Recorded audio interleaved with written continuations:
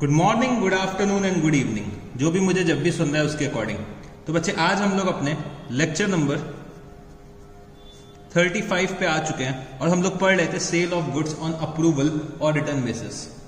तो चलो सबसे पहले हम लोग डिस्कस कर लेते हैं कि लास्ट क्लास में हम लोगों ने क्या क्या चीजें पढ़ रखी हैं, फिर हम लोग आज की क्लास को शुरू करेंगे।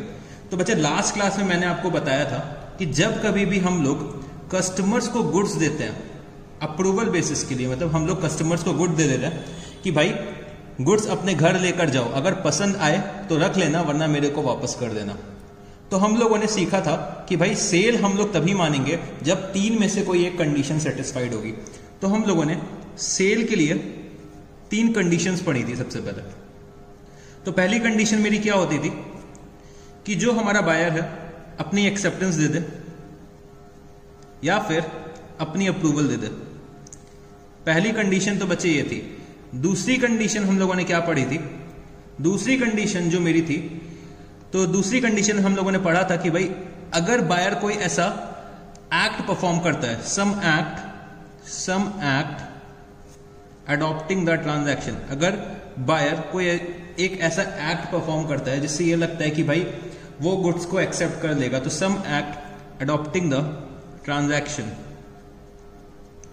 और हम लोगों ने जो लास्ट कंडीशन पढ़ी थी वो बच्चे लास्ट कंडीशन मेरी क्या थी?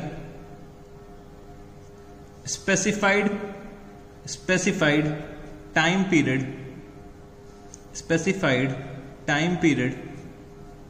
Has expired. Specified time period has expired. तो बच्चे एक स्पेसिफाइड पीरियड होता है जिसके अंदर मेरे को क्या करना होता है? गुड्स को वापस करना होता है। अगर वो स्पेसिफाइड पीरियड एक्सपायर हो चुका है तब बच्चे क्या होगा? तब हम लोग ये मान लेंगे कि भाई मेरी सेल कंडक्ट हो चुकी है। ठीक है जी। फिर हम लोगों ने कुछ फीचर्स पढ़े थे sale of goods on approval basis के। तो फीचर्स क्या क्या थे कि यहां पे बच्चे सिर्फ पोजेशन पास ऑन होता है, पोजेशन पास ऑन होता है और ओनरशिप पास ऑन नहीं होती है। तो ownership remains with the seller, ownership remains with the seller, और बच्चे से पोजेशन पास ऑन हो रहा है। और जो हमने थर्ड फीचर पढ़ा था वो बच्चे मेरा क्या था? बायर डज नॉट इनकर एनी लायबिलिटी। तो बच्चे बायर किसी भी तरीके की लायबिलिटी नहीं इनकर करता है अगर गुड्स हम लोग उसको अप्रूवल बेसिस पे दे रहे हैं। तो बच्चे ये कुछ बातें हम लोगों ने लास्ट क्लास में करी थी कि भाई सेल कब मान लेते हैं हम लोग अप्रूवल बेसिस में और क्या क्या फीचर्स होते हैं, ये सब चीजें हम लोग लास्ट क्लास में डिस्कस कर चुके हैं। फिर लास्ट क्लास में हम लोगों ने बच्चे कुछ एग्जाम्पल्स डिस्कस किए थे। मेरे को याद आ रहा है कि हम लोगों ने 4 एग्जाम्पल्स कर लिए थे। तो चलो एक बार फटाफट से देख लेते हैं कि लास्ट क्लास में हम लोगों ने क्या पढ़ा था। तो हम लोगों ने ऐसा कुछ एक डायग्राम बनाया था और मैंने ऐसे लिखा था कि 1 अप्रैल 2019 और 31 मार्च 2020 हम लोग यहाँ पे कोई एक सेल करते हैं। लेट्स टेक 16 जुलाई को कि भाई sale of 800 units costing rupees 4 lakh for rupees 4,80,000। तो हम लोग यहाँ पे गुड्स जो करते हैं, सेल करते हैं, सेल ऑन अप्रूवल, यहाँ पे लिख लेना सेल ऑन अप्रूवल। तो हम लोगों ने गुड्स कुछ सेल करें अप्रूवल बेसिस पे, और कितने गुड्स सेल करें? 800 units costing rupees 4 lakh for rupees 4,80,000। तो हम लोग यहाँ पे बच्चे जो बात कर रहे हैं, हम लोगों ने 3 चीजें समझी थी कि जो हमें अकाउंटिंग ट्रांजैक्शन सीखने हैं कि भाई जब हम लोग सेल्स कैजुअली करते हैं तब हमें क्या करना होता है, एक बच्चे हम लोग फ्रीक्वेंटली करते हैं और थर्ड केस मेरा क्या होता है? न्यूमरसली का। तो अभी हम लोग कैजुअली वाला पार्ट डिस्कस कर रहे हैं। तो 16 जुलाई को बच्चे ऐसा कुछ हुआ। फिर 25 अक्टूबर को 400 यूनिट्स का एक्सेप्टेंस आ जाता है। 400 यूनिट्स का एक्सेप्टेंस आ जाता है। 31 दिसंबर को 300 यूनिट्स रिजेक्ट हो जाते हैं और बचे 31 मार्च को कोई भी इंटीमेशन नहीं आती है जो रिमेनिंग गुड्स बचे। तो no intimation for remaining remaining 100 units. तो ये बच्चे हम लोगों ने लास्ट एग्जाम्पल ऐसे ही कुछ करा था। तो चलो हम लोग फटाफट से डिस्कस करते हैं। तो यहाँ पे मैं आता हूँ सीधे 16 जुलाई में। 16 जुलाई में जब कभी भी हम लोग गुड्स जो सेल करते हैं अप्रूवल बेसिस में, और बच्चे कैजुअली अगर सेल्स करते हैं, तो हम लोग ये मान लेते हैं कि ये बच्चे हमारा ऑर्डिनरी सेल्स का ट्रांजैक्शन है, हमारा प्रोडक्ट इतना अच्छा है कि भाई सेल्स में कन्वर्ट हो जाएगा। तो मैं यहाँ पे क्या एंट्री करूंगा, डेटर्स अकाउंट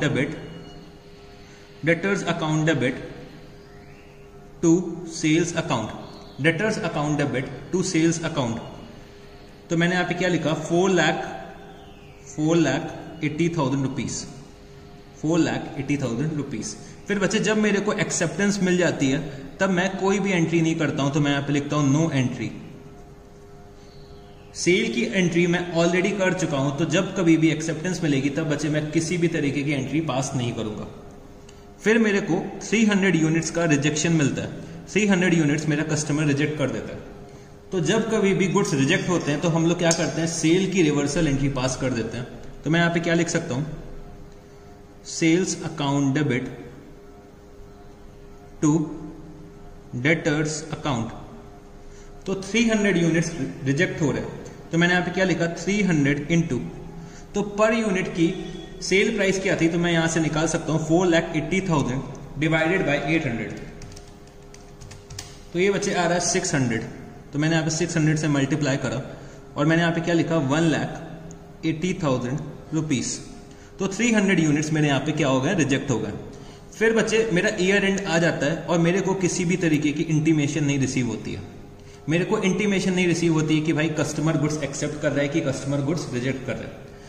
तब मैं यहाँ पे 31 मार्च को क्या एंट्री करूंगा, तो बच्चे मैं यहाँ पे मान लेता हूं कि अभी तक सेल कंडक्ट नहीं हुई है, क्योंकि भाई सेल तो अभी तक कंडक्ट नहीं हुई है। सेल कंडक्ट नहीं हुई है तो बच्चे हम लोग सेल नहीं दिखा सकते अपने प्रॉफिट एंड लॉस अकाउंट और बैलेंस शीट में। इससे क्या होगा, मेरे प्रॉफिट जो होंगे वो गलत निकल के आएंगे। तो हम लोग यहाँ पे क्या करते हैं, सेल्स का रिवर्सल करते हैं। हम लोग ये अज्यूम करते हैं कि भाई ईयर एंड तक तो अप्रूवल आ ही जाएगा, पर अगर ईयर एंड तक अप्रूवल नहीं आता है तो मेरे को यहाँ पे रिवर्सल एंट्री पास करनी पड़ती है। तो मैं यहाँ पे क्या एंट्री पास करूंगा, सबसे पहले sales account debit to sales account debit to debtors account. तो बच्चे 100 यूनिट्स थे, तो 100 इंटू 600, तो मैं यहाँ पे एंट्री पास करूंगा कितने से, 60,000 रुपीज से रिवर्सल एंट्री पास कर दूंगा सेल की।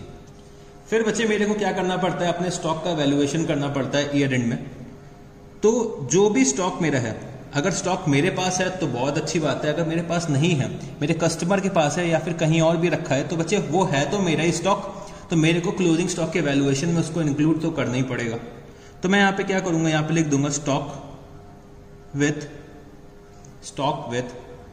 Customer account to trading account.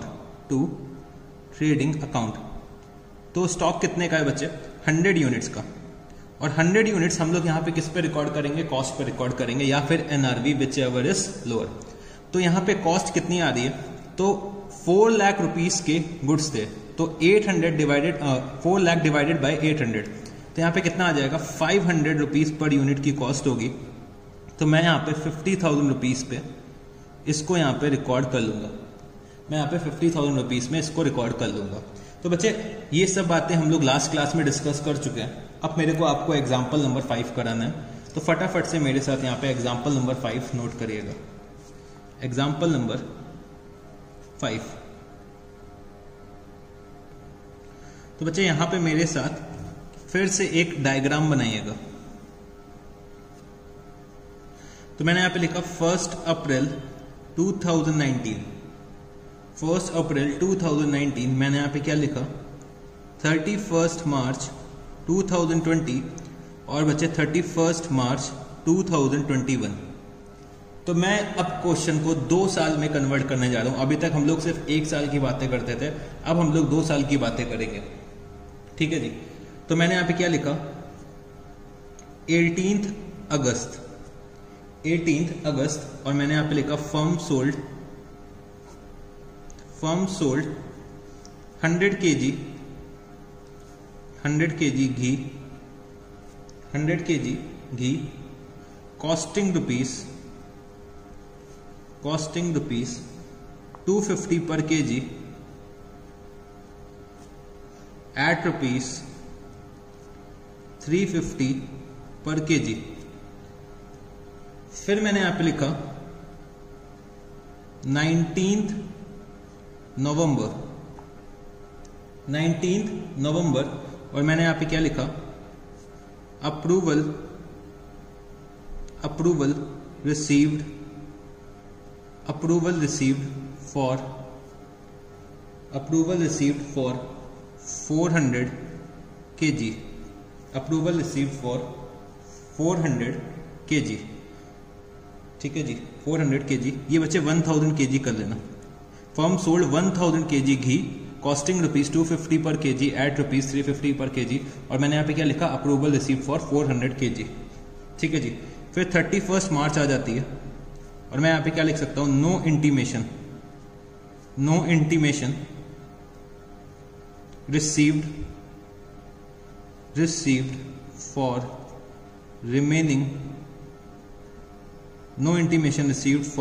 Remaining.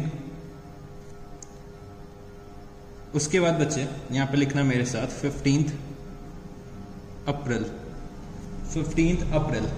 15 अप्रैल में मैं लिख सकता हूं अप्रूवल रिसीव्ड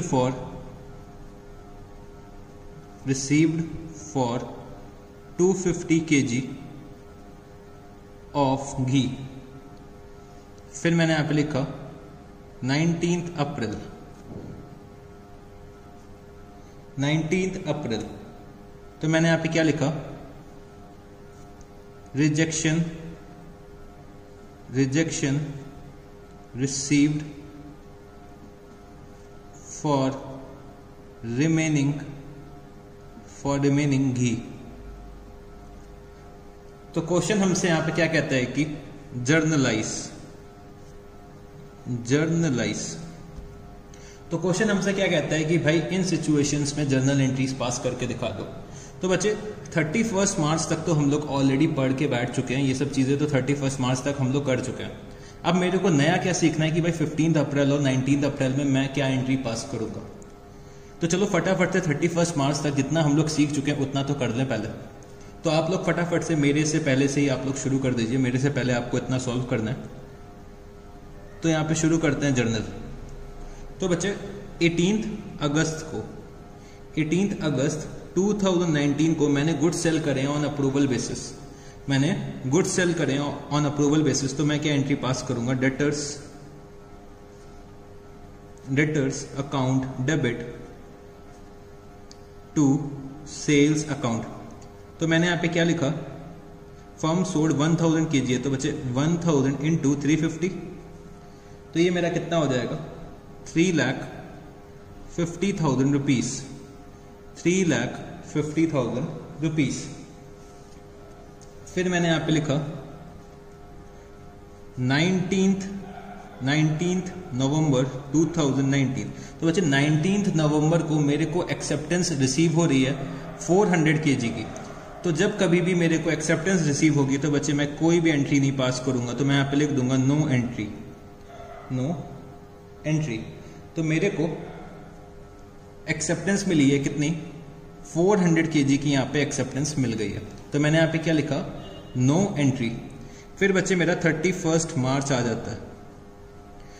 तो हम लोग ये मान लेते हैं बच्चे कि अगर 31 मार्च तक अप्रूवल नहीं मिलता है तो हम लोग क्या करेंगे, सेल्स का रिवर्सल कर देंगे। तो मैं यहां पे क्या लिख सकता हूं, sales account debit to debtors account, sales account debit to debtors account. तो मेरे को अप्रूवल अभी तक से 400 यूनिट्स की मिली है। तो मैं यहाँ पे क्या लिख सकता हूँ, 600 इंटू 350। तो 600 इंटू 350 बच्चे कितना हो जाएगा, 2,10,000 रुपीज। तो 2,10,000 रुपीज की अभी तक मेरे को एक्सेप्टेंस नहीं मिली है। फिर मैं यहाँ पे क्या करता हूँ, 31 मार्च को स्टॉक का वैल्यूएशन करता हूँ। तो मैं यहाँ पे क्या लिखूंगा, स्टॉक विथ कस्टमर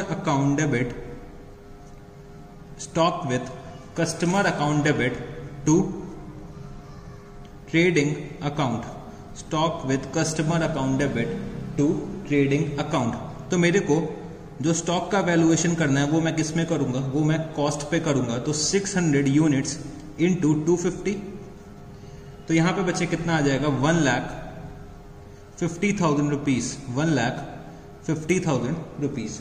तो हम लोगों ने ये सब चीजें पहले से ही कर रखी, ये सब चीजें हम लोग पहले से सीख चुके हैं। तो बच्चे वो सब एंट्रीज मैंने पास कर दी है। अब बच्चे क्या हो रहा है, 31 मार्च के बाद नेक्स्ट ईयर में 15 अप्रैल को बच्चे मेरे को अप्रूवल मिल रही है for 250 kg of ghee. 250 kg of ghee को की मेरी को क्या मिल रही है, अप्रूवल मिल रही है।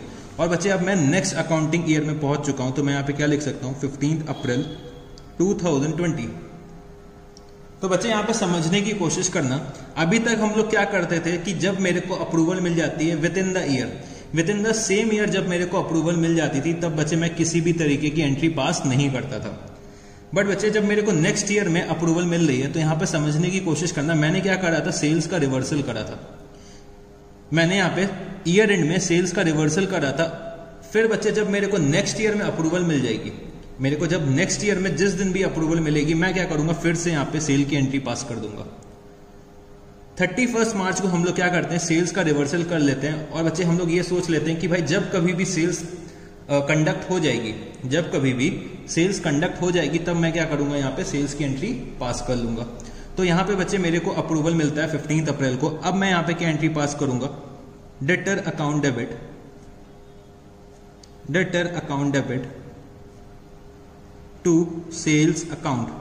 और मेरे को अप्रूवल जो मिल रही है बच्चे 250 kg की मिल रही है, तो 250 इंटू 350, 250 इंटू 350, तो 250 इंटू 350 मैं यहाँ पे कितना लिख सकता हूँ, 87,500 रुपीज के घी को अप्रूवल मिल गई है।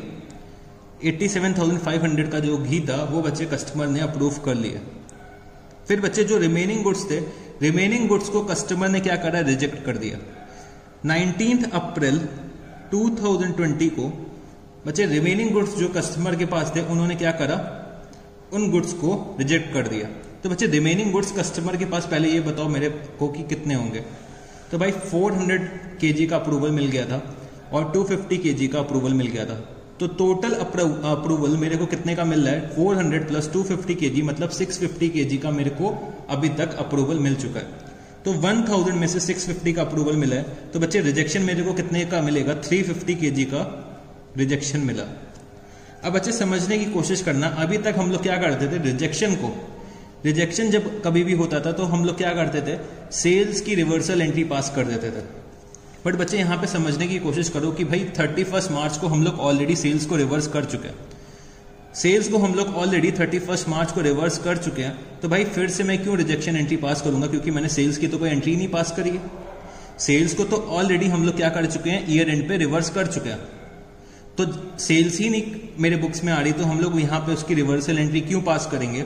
तो बच्चे जब कभी भी नेक्स्ट ईयर में मेरे को रिजेक्शन रिसीव होगा तो मैं क्या करूंगा, नो एंट्री यहां पे लिख दूंगा, नो एंट्री। क्योंकि भाई सेल्स की एंट्री नहीं पास करी तो उसका रिवर्सल क्यों पास करेंगे। तो बच्चे ये मेरे को अकाउंटिंग ट्रीटमेंट सीखना था। तो चलो मैं एक बार फिर से आपको एक्सप्लेन करता हूं कि सबसे पहले हमने क्या करा था, 18 अगस्त को सेल करी थी ऑन अप्रूवल बेसिस। तो मैंने यहाँ पे ये मान लिया कि ये मेरी ऑर्डिनरी सेल्स है और इसको मैंने रिकॉर्ड कर लिया। 19 नवंबर को मेरे को 400 kg का एक्सेप्टेंस मिलता है। तो मैं यहाँ पे क्या करूंगा, कोई भी एंट्री नहीं पास करूंगा क्योंकि मैं ऑलरेडी सेल्स की एंट्री पास कर चुका हूं। फिर 31 मार्च को बच्चे अगर गुड्स का अप्रूवल मेरे को नहीं मिलता है तो मेरे को क्या करना पड़ता है, सेल्स का रिवर्सल करना पड़ता है। तो मैंने यहाँ पे सेल्स का रिवर्सल करा और बच्चे जो गुड्स कस्टमर के पास रखे थे उसको मैंने अपने क्लोजिंग स्टॉक का पार्ट बना लिया। फिर बच्चे मेरे को नेक्स्ट ईयर में 250 यूनिट्स का 250 kg का अप्रूवल मिलता है। तो मैं यहाँ पे क्या करूंगा, सेल्स की एंट्री पास कर लूंगा क्योंकि मैंने यहाँ पे क्या करा था, सेल्स का रिवर्सल करा था। तो सेल्स का रिवर्सल कर लिया था और अब मेरी सेल्स कंडक्ट हो रही है। तो जिस दिन भी अप्रूवल मिलेगा मेरे को नेक्स्ट ईयर में जब कभी भी मेरे को अप्रूवल मिलेगा तो मैं यहाँ पे ये एंट्री सेल्स की पास कर दूंगा। अगर सेम ईयर में मेरे को अप्रूवल मिल जाता था तो मैं क्या करता था, नो एंट्री पास करता था। बट अगर मेरे को नेक्स्ट ईयर में अप्रूवल मिलता है तो मैं यहाँ पे क्या करता हूं, मेरे को अप्रूवल की एंट्री पास करनी पड़ेगी, मेरे को सेल्स की एंट्री पास करनी पड़ेगी। फिर बच्चे मेरे को 19 अप्रैल को मेरे को रिजेक्शन मिल जाता है रिमेनिंग गुड्स का। तो बच्चे यहां पे समझने की कोशिश करना, जब सेल ही नहीं कंडक्ट हुई, जब मैंने सेल का पहले से ही रिवर्सल एंट्री पास कर रखी है 31 मार्च को, तो मेरे बुक्स में कोई सेल की एंट्री आई नहीं रही है 350 kg से रिलेटेड, तो मैं यहां पे क्या लिख दूंगा, नो एंट्री। अगर बच्चे मेरे को रिजेक्शन जो है सेम ईयर में मिल जाता, तब मेरे को सेल्स की रिवर्सल एंट्री पास करनी पड़ती थी। तो ये बच्चे मेरा था एग्जाम्पल नंबर 5। तो अब हम लोग चलो चलते हैं एग्जाम्पल नंबर 6 पर। एग्जाम्पल नंबर 6,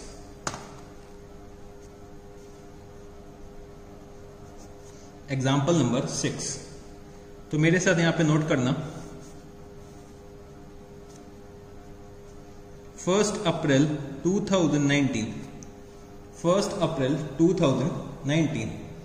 फिर मैंने यहां पे लिखा 17 जुलाई, 17 जुलाई, और मैंने यहां पे क्या लिखा, firm sold 500 units, 500 units at the rate ₹800 per unit,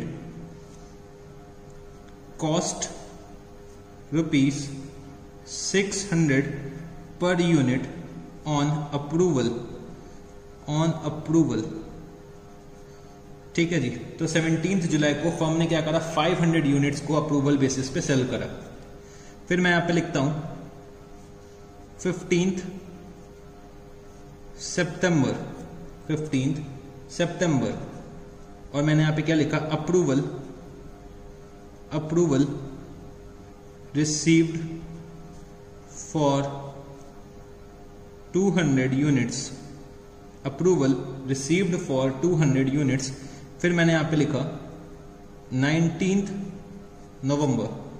तो मैं यहां पे क्या लिख सकता हूं, अप्रूवल, या फिर मैं लिख सकता हूं rejection, rejection, rejection for 120 units. फिर बच्चे यहां पे मेरा 31 मार्च आ जाता है। तो 31 मार्च को मैं यहां पे क्या लिख सकता हूं, no intimation, no intimation for remaining units, no intimation for remaining units. मैंने यहां पे क्या लिखा, 17 मई। तो बच्चे यहां पे मैंने 17 मई में लिखा approval, approval received, approval received for 105 units. तो मेरे को 105 यूनिट्स की यहां पे अप्रूवल रिसीव हो चुकी है। और फिर मैंने यहां पे लिखा 20 जुलाई, 20 जुलाई, और मैंने यहां पे क्या लिखा, rejection, rejection, rejection received for 75 units, rejection received for 75 units. और क्वेश्चन मेरे से यहां पे क्या कहता है कि जर्नलाइज, जर्नलाइज। तो चलो बच्चे फटाफट से हम लोग यहां पे जर्नल एंट्रीज पास करते हैं। तो मैंने यहां पे लिखा जर्नल, जर्नल। तो सबसे पहले मैंने यहां पे क्या लिखा, 17 जुलाई 2019। तो बच्चे 17 जुलाई को मैंने क्या करा, गुड्स सेल करें अप्रूवल बेसिस पे। कितने गुड्स सेल करें, 500 units at the rate of ₹800 per unit. तो मैंने यहां पे क्या लिखा, debtors, debtors account debit to sales account, debtors account debit to sales account. तो 500 इंटू 800, तो मैंने यहां पे क्या लिखा, 4 लाख रुपीस, 4 लाख रुपीस।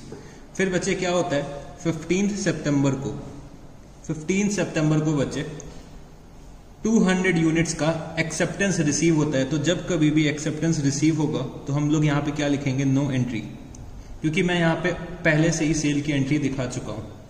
फिर बच्चे क्या आता है, 19 नवंबर। तो बच्चे 19 नवंबर को मेरे को 120 यूनिट्स का रिजेक्शन मिल जाता है। तो मैं यहां पे क्या लिख सकता हूं, sales account debit, sales account debit to debtors account, sales account debit to debtors account, और मेरे को 120 यूनिट्स का रिजेक्शन रिसीव हो रहा है, तो 120 इंटू 800, तो मैंने यहाँ पे क्या लिखा 96,000 रुपीज, 96,000 रुपीज। फिर बचे मेरा 31 मार्च यहाँ पे आ जाता है, और 31 मार्च को अगर मेरे को 31 मार्च तक मेरे को अप्रूवल या रिजेक्शन नहीं रिसीव होती है, तो हम लोग क्या करते हैं, सेल्स का रिवर्सल कर लेते हैं, हम लोग उसको सेल्स नहीं मान सकते। तो मैंने यहाँ पे क्या लिखा, sales account debit to debtors account, sales account debit to debtors account. तो बच्चे मेरे को 500 यूनिट्स में से 200 यूनिट्स का मेरे को अप्रूवल मिल गया है, 120 यूनिट्स का मेरे को रिजेक्शन मिल गया, तो रिमेनिंग जो भी बचे, तो रिमेनिंग मेरे को 180 यूनिट्स का क्या करना है, यहाँ पे रिवर्सल करना है सेल्स का। तो 180 यूनिट्स इंटू 800, तो मैं यहाँ पे क्या लिख सकता हूँ, 1,44,000 रुपीज, 1,44,000 रुपीज। फिर मेरे को क्या करना पड़ता है बच्चे, स्टॉक का वैल्यूएशन करना पड़ता है ईयर एंड में। तो जो स्टॉक कस्टमर के पास होगा वो मेरे को अपने बुक्स में लेकर आना पड़ेगा। तो मैं यहाँ पे क्या लिख सकता हूँ, stock with customer account debit, stock with customer account debit to trading account, stock with customer account debit to trading account. तो मैं यहाँ पे क्या लिख सकता हूँ, तो मैं यहाँ पे लिख सकता हूँ बच्चे कितने यूनिट्स मेरे बाकी थे, 180 यूनिट्स, और उनकी प्राइस क्या थी, 600। तो 180 इंटू 600 मेरा कितना हो जाएगा बच्चे, 1,08,000 रुपीज। तो मैंने यहाँ पे स्टॉक को कॉस्ट पे रिकॉर्ड कर लिया at the close of the year पे। फिर बच्चे क्या होता है, 17 मई को मेरे को अप्रूवल मिल जाता है 105 यूनिट्स का। तो जब कभी भी ईयर एंड हो जाता है और उसके बाद अप्रूवल मिलता है, तो बच्चे मेरे को अप्रूवल वाले दिन सेल्स की एंट्री पास करनी पड़ती है, क्योंकि उस दिन मैं मान लेता हूं कि सेल्स कंडक्ट हुई है। तो यहां पे जब मैंने सेल्स का रिवर्सल कर लिया था, तो अभी मेरे बुक्स में सेल्स आ ही नहीं रही है। तो जिस दिन भी मेरे को अप्रूवल मिलेगा, मेरे को क्या करना पड़ेगा, सेल्स की एंट्री पास करनी पड़ेगी। तो मैं यहाँ पे क्या लिख सकता हूं, debtors account debit to sales account. तो मेरे को बच्चे 105 यूनिट्स का अप्रूवल मिला है, तो 105 इंटू 800, 105 इंटू 800। तो मैंने यहाँ पे क्या लिखा, 84,000 रुपीज। तो 84,000 रुपीज का मेरे को अप्रूवल मिल गया। फिर बच्चे 20th जुलाई आती है, 20th जुलाई। तो 20th जुलाई को बच्चे जो भी रिमेनिंग गुड्स बचते हैं वो कस्टमर रिजेक्ट कर देता है। तो कस्टमर ने रिमेनिंग गुड्स रिजेक्ट कर दिया।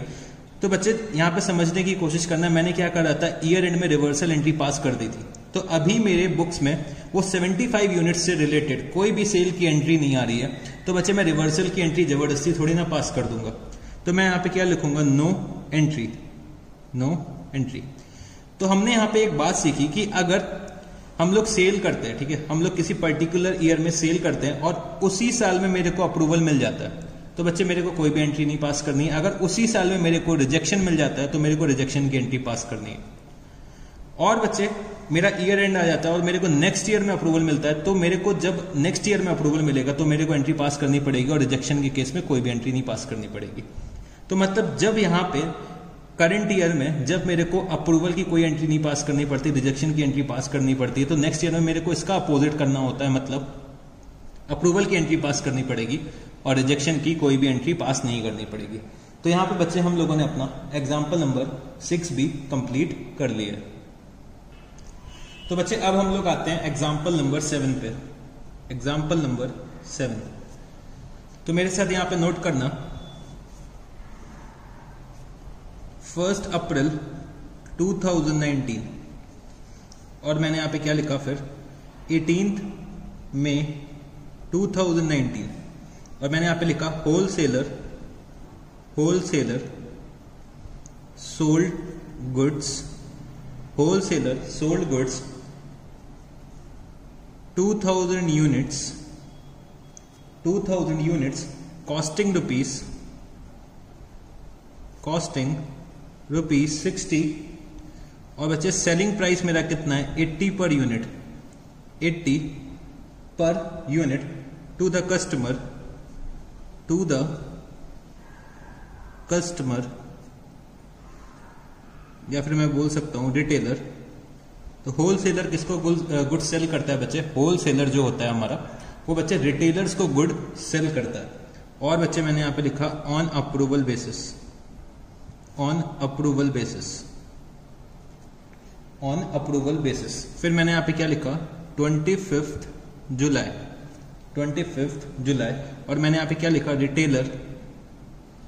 Retailer sold 1200 units at the rate ₹90 per unit, eight the rate ₹90 per unit. फिर मैंने यहाँ पे क्या लिखा 31 मार्च 2020। और मैंने यहाँ पे लिखा रिमेनिंग गुड्स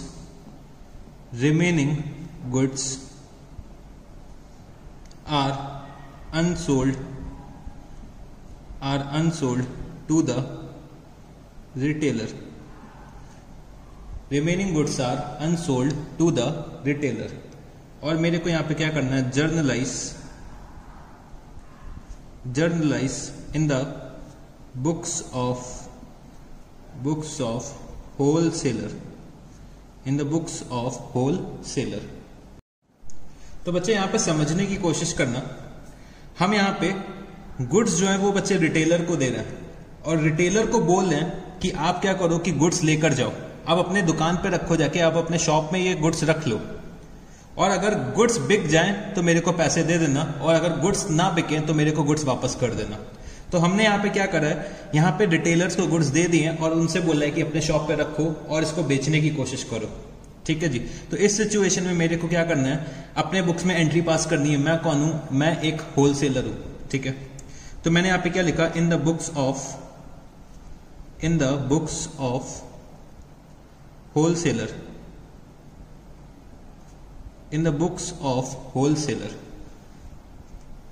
तो मैंने यहां पे क्या लिखा, सबसे पहले 18 मई 2019, 18 मई 2019। तो सबसे पहले मैं यहां पे क्या करूंगा, मैं यहां पे सेल की एंट्री रिकॉर्ड कर लूंगा, क्योंकि मैं ये मान लेता हूं कि भाई जो मैं गुड्स ऑन अप्रूवल बेसिस दे रहा हूं, तो मैंने उसको क्या करा, मैंने उसको एक ऑर्डिनरी सेल का ट्रांजैक्शन मान लिया। तो मैंने यहां पे क्या लिखा, debtor account debit to sales account. तो मैंने यहां पे लिखा 2000 into 80 per unit, 2000 into 80 per unit. और मैंने यहां पे लिखा कितना, 1,60,000 रुपीज, 1,60,000 रुपीज। फिर बच्चे क्या होता है, 25 जुलाई को, 25 जुलाई को रिटेलर जो होता है बच्चे, उसने गुड्स सेल कर दिए, उसने गुड्स सेल करे और कितने पे सेल करे, 90 पर यूनिट पे सेल करे। तो मेरे को 25 जुलाई को पता चलता है कि भाई मेरे को रिटेलर से 10 रुपीज और लेने हैं, 10 रुपीज पर यूनिट और लेने हैं। मतलब मैंने जो गुड्स दे रखे थे वो बचे 2000 यूनिट्स 80 पर यूनिट पे दे रखे थे, पर रिटेलर ने 90 पर यूनिट पे सेल कर दिया। तो मेरे को रिटेलर से 10 पर यूनिट और लेना है।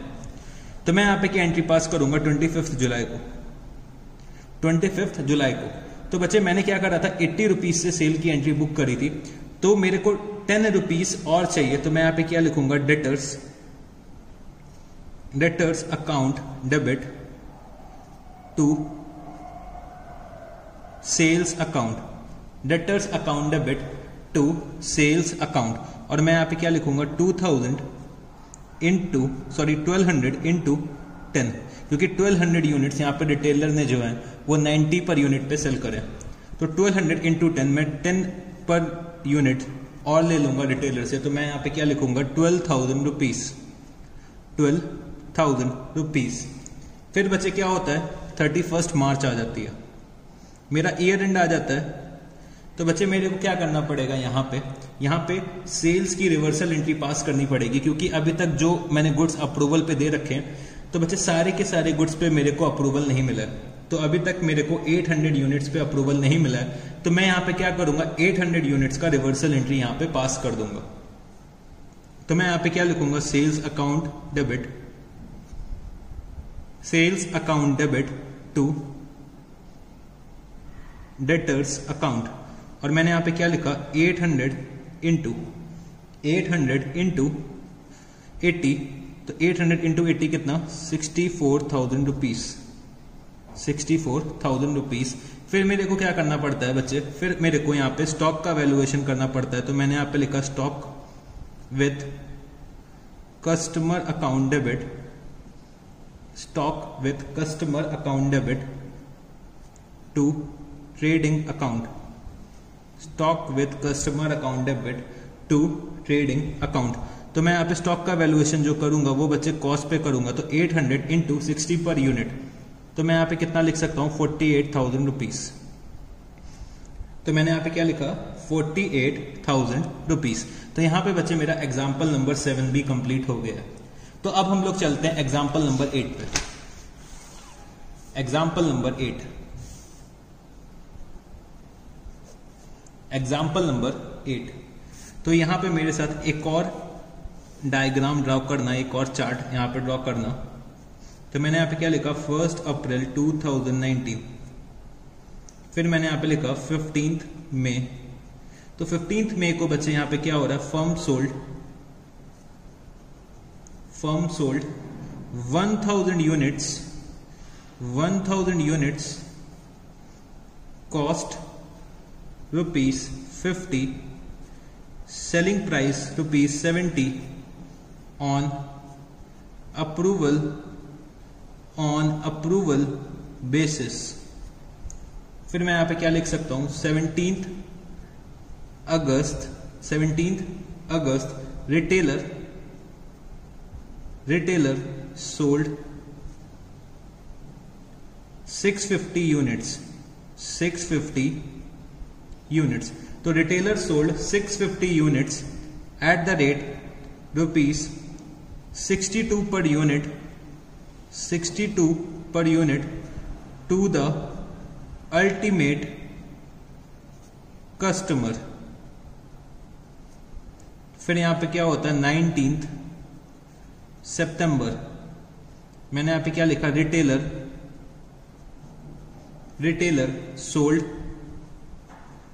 250 units, retailer sold 250 units at the rate of 85 to customer। और फिर बच्चे यहां पे क्या आ जाता है 31 मार्च। तो 31 मार्च को मैं यहां पे क्या लिख देता हूं रिमेनिंग यूनिट्स आर अनसोल्ड। तो चलो बच्चे यहां पे हम लोग इसको सॉल्व करने की कोशिश करते हैं। तो यहां पे क्या लिखा है कि जर्नलाइज, क्वेश्चन हमसे क्या कहता है जर्नलाइज। तो हमें क्या करना है यहाँ पे जर्नल एंट्रीज पास करनी है। तो मैंने यहाँ पे क्या लिखा जर्नल। तो बच्चे सबसे पहले मैंने यहाँ पे क्या लिखा 15 मई। तो firm sold 1000 units costing ₹50 for ₹70 per unit on approval basis. तो भाई मैंने क्या करा 1000 यूनिट्स अप्रूवल बेसिस पे सेल करें, और बच्चे मैं यहाँ पे क्या कर रहा हूँ सेल्स जो है वो कैजुअली कर रहा हूँ। तो मैं यहाँ पे क्या लिख सकता हूँ डेटर्स अकाउंट डेबिट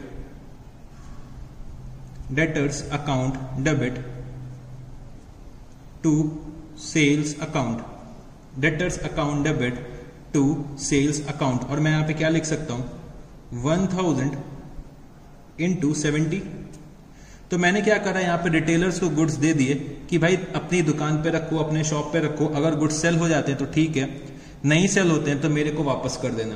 तो रिटेलर ने यहाँ पे क्या करा बच्चे 650 units at the rate of 62 per unit पे सेल कर दिए। तो मैंने इनिशियली जो सेल बुक करी थी वो कितने पे बुक करी थी 70 पर यूनिट पे करी थी। तो अब क्या हो रहा है 62 पर यूनिट पे 650 यूनिट्स सेल हो गए। तो भाई 8 रुपीज से मेरे को क्या करना पड़ेगा, मेरे को यहाँ पे रिटेलर को क्रेडिट करना पड़ेगा, क्योंकि जो उसने सेल करी है वो कितने पे करी है 62 पर यूनिट पे करी है। तो मैं यहाँ पे क्या लिखूंगा 17 अगस्त। तो मैंने यहाँ पे लिखा क्या sales account debit to debtors account. तो मैं यहाँ पे क्या लिखूंगा, तो बच्चे मैंने 650 यूनिट्स जो सेल करें वो 62 पर यूनिट पे करें, तो डिफरेंस कितना आ रहा है 8 रुपीज का आ रहा है। तो 650 इंटू 8, तो 50 to 100 रुपीज से मैं सेल को डेबिट कर दूंगा और डेटर्स को क्रेडिट यहां पे कर दूंगा। फिर बच्चे आता है 19 सितंबर। 19 सितंबर retailer sold 250 units at the rate of 85 to customer. तो बच्चे मैंने रिटेलर को 70 पर यूनिट पे दिए थे, बट रिटेलर ने यहां पे क्या करा, 85 पर यूनिट पे सेल कर दिया। तो मैं यहां पे क्या रिकॉर्ड करूंगा, तो मैं यहां पे लिख सकता हूं debtors account debit to sales account, debtors account debit to sales account. तो मैंने यहां पे क्या करा है, 250 यूनिट्स जो रिटेलर है उन्होंने क्या करा है, 250 यूनिट्स अल्टीमेट कस्टमर को सेल करें और 85 पर यूनिट पे सेल करें। तो मैंने जो रिटेलर को गुड्स दिए थे वो कितने पे दिए थे, 70 पर दिए थे, बट रिटेलर ने क्या करा है, 85 पे सेल करा है। मेरे को रिटेलर से 15 रुपीज और रिसीव करने हैं 250 यूनिट्स पे। तो 250 इंटू 15 कितना हो जाएगा, तो ये बच्चे हो जाएगा मेरा 3750। फिर बच्चे मेरा 31 मार्च आ जाता है, 31 मार्च यहां पे आ जाता है। तो जो रिमेनिंग गुड्स थे वो बच्चे अनसोल्ड थे, तो मेरे को क्या करना पड़ेगा, अपने सेल्स की रिवर्सल एंट्री पास करनी पड़ेगी। तो मैं यहां पे क्या लिखूंगा, sales account debit to debtors account, sales account debit to debtors account. तो बच्चे रिमेनिंग यूनिट्स अब कितने बचे रह गए, तो 1000 में से 650 यूनिट सेल हो गए एक बार, फिर 250 यूनिट सेल हो गए, तो रिमेनिंग बचे हैं 100 यूनिट्स। तो 100 यूनिट्स को मेरे को रिवर्स करना है, तो मैं यहाँ पे क्या लिखूंगा, 70 पर यूनिट, और मैंने यहाँ पे क्या लिखा, 7000 रुपीज। और फिर बच्चे मेरे को अपने स्टॉक का वैल्यूएशन करना पड़ता है, तो मैंने यहाँ पे लिखा stock with customer account debit to trading account. और मेरे को जो अपने स्टॉक का वैल्यूएशन करना होता है वो बच्चे कॉस्ट पे करना पड़ता है, तो 50 रुपीज पर यूनिट। तो ये टोटल कितना हो जाएगा, 5000 रुपीज का जो मेरा स्टॉक है वो कस्टमर के पास रखा हुआ है, मतलब मेरे रिटेलर के पास रखा हुआ है। तो ये बच्चे मेरा क्या था, एग्जाम्पल नंबर 8। तो बच्चे यहाँ पे हम लोगों के जो एग्जाम्पल्स होते हैं वो बच्चे यहाँ पे फिनिश हो जाते हैं। तो अब आप लोग क्या करिएगा, अपना क्वेश्चन बैंक ओपन करिएगा और हम लोग यहाँ पे क्वेश्चन नंबर 3 सॉल्व करने जा रहे हैं। क्वेश्चन नंबर 3, तो CE sends goods to his customers on sale और return basis. The following transactions took place during 2016। तो September 15 sent goods to customer on sale or return basis at cost plus 33 whole 1/3% rupees 1 lakh. October 20 goods returned by customers rupees 40,000. November 25 received letters of approval from customers rupees 40,000. December 31st goods with customers awaiting approval rupees 20,000. CE records sale or return transaction as ordinary sales. You are required to pass necessary journal entries in the books of CE, assuming that accounting year closed on 31st December 2016.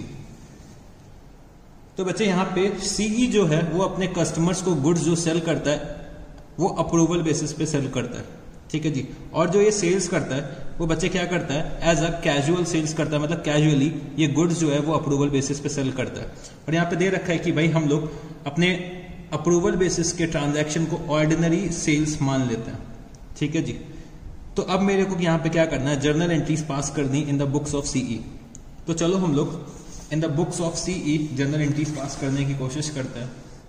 तो मैंने यहाँ पे लिखा क्या, question number 3, और मैंने यहाँ पे क्या लिखा, journal in the books of CE journal. तो मेरे साथ यहाँ पे लिखना डेट। तो ये क्वेश्चन बच्चे हम लोग बिल्कुल प्रॉपर फॉर्मेट में करेंगे कि जैसे कि मेरे को एग्जाम में करना है। तो date, particulars, LF number, amount rupees. तो फटाफट से मेरे साथ यहाँ पे फॉर्मेट ड्रॉ कर लीजिएगा, फिर हम लोग क्वेश्चन को स्टार्ट करते हैं। तो आप लोगों ने यहाँ पे फॉर्मेट ड्रॉ कर लिया होगा, तो चलो बच्चे इस क्वेश्चन को स्टार्ट करते हैं। तो सबसे पहले बच्चे हम लोग यहाँ पे क्या लिखते हैं, 2016, और जो मेरा सबसे पहला ट्रांजैक्शन है वो कब हो रहा है, September 15 को। तो September 15 को बच्चे हम लोग गुड्स जो दे रहे हैं कस्टमर को ऑन सेल और रिटर्न बेसिस दे रहे हैं एट कॉस्ट प्लस 33 होल 1/3%। तो मैंने जो गुड्स कस्टमर को दिए हैं वो बच्चे at a sale price of rupees 1 lakh पे दिए हैं। तो मैं अपने बुक्स में क्या एंट्री पास करूंगा, तो मैंने यहाँ पे लिखा सितंबर 15 और मैंने यहाँ पे क्या लिखा, debtors account debit to sales account और बच्चे कितना अमाउंट है, 1 लाख रुपीस और मैंने यहाँ पे नरेशन क्या लिखा, being goods Saint on approval, तो मैंने यहाँ पे सितंबर 15 की एंट्री पास कर ली है। फिर बच्चे अक्टूबर 20 को क्या होता है, गुड्स रिटर्न बाय कस्टमर ₹40,000। तो अक्टूबर 20 में कस्टमर जो है वो मेरे को 40,000 रुपीज के गुड्स रिटर्न कर देता है। तो अब बच्चे मैं अपने बुक्स में क्या एंट्री पास करूंगा, तो बच्चे गुड्स रिटर्न हो रहे हैं, तो मैंने यहाँ पे क्या लिखा, अक्टूबर 20 और मैंने यहाँ पे क्या लिखा, सेल्स अकाउंट डेबिट टू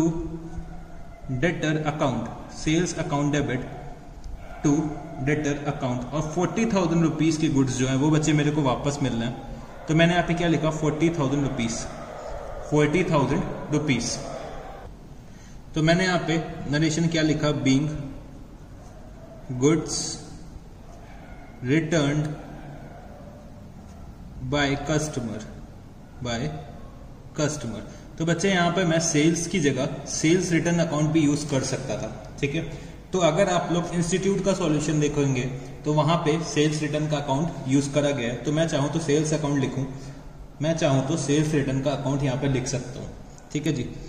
फिर बच्चे क्या होता है मेरे साथ, नवंबर 25 को received letter of approval from customers ₹40,000।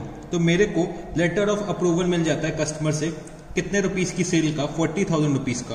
तो मैं यहाँ पे क्या लिख सकता हूँ, नवंबर 25। तो बच्चे मेरे को अप्रूवल मिल रहा है, तो मैं क्या करूंगा, कोई भी एंट्री पास नहीं करूंगा, तो मैं यहाँ लिख दूंगा नो एंट्री। फिर बच्चे 31 दिसंबर आ जाता है, तो goods with customers awaiting approval ₹20,000। तो अभी तक 20,000 रुपीज की गुड्स पे मेरे को अप्रूवल नहीं मिला है, तो मेरे को यहाँ पे क्या करना पड़ेगा, सेल्स का रिवर्सल करना पड़ेगा। तो दिसंबर 31 और मैं यहाँ पे क्या एंट्री पास करूंगा, sales account debit to debtors account sales account debit to debtors account और मैंने यहाँ पे नरेशन क्या लिखा, being the cancellation of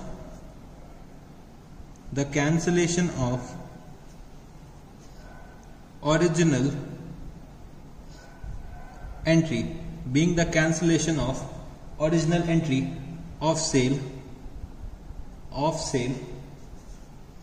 in respect of goods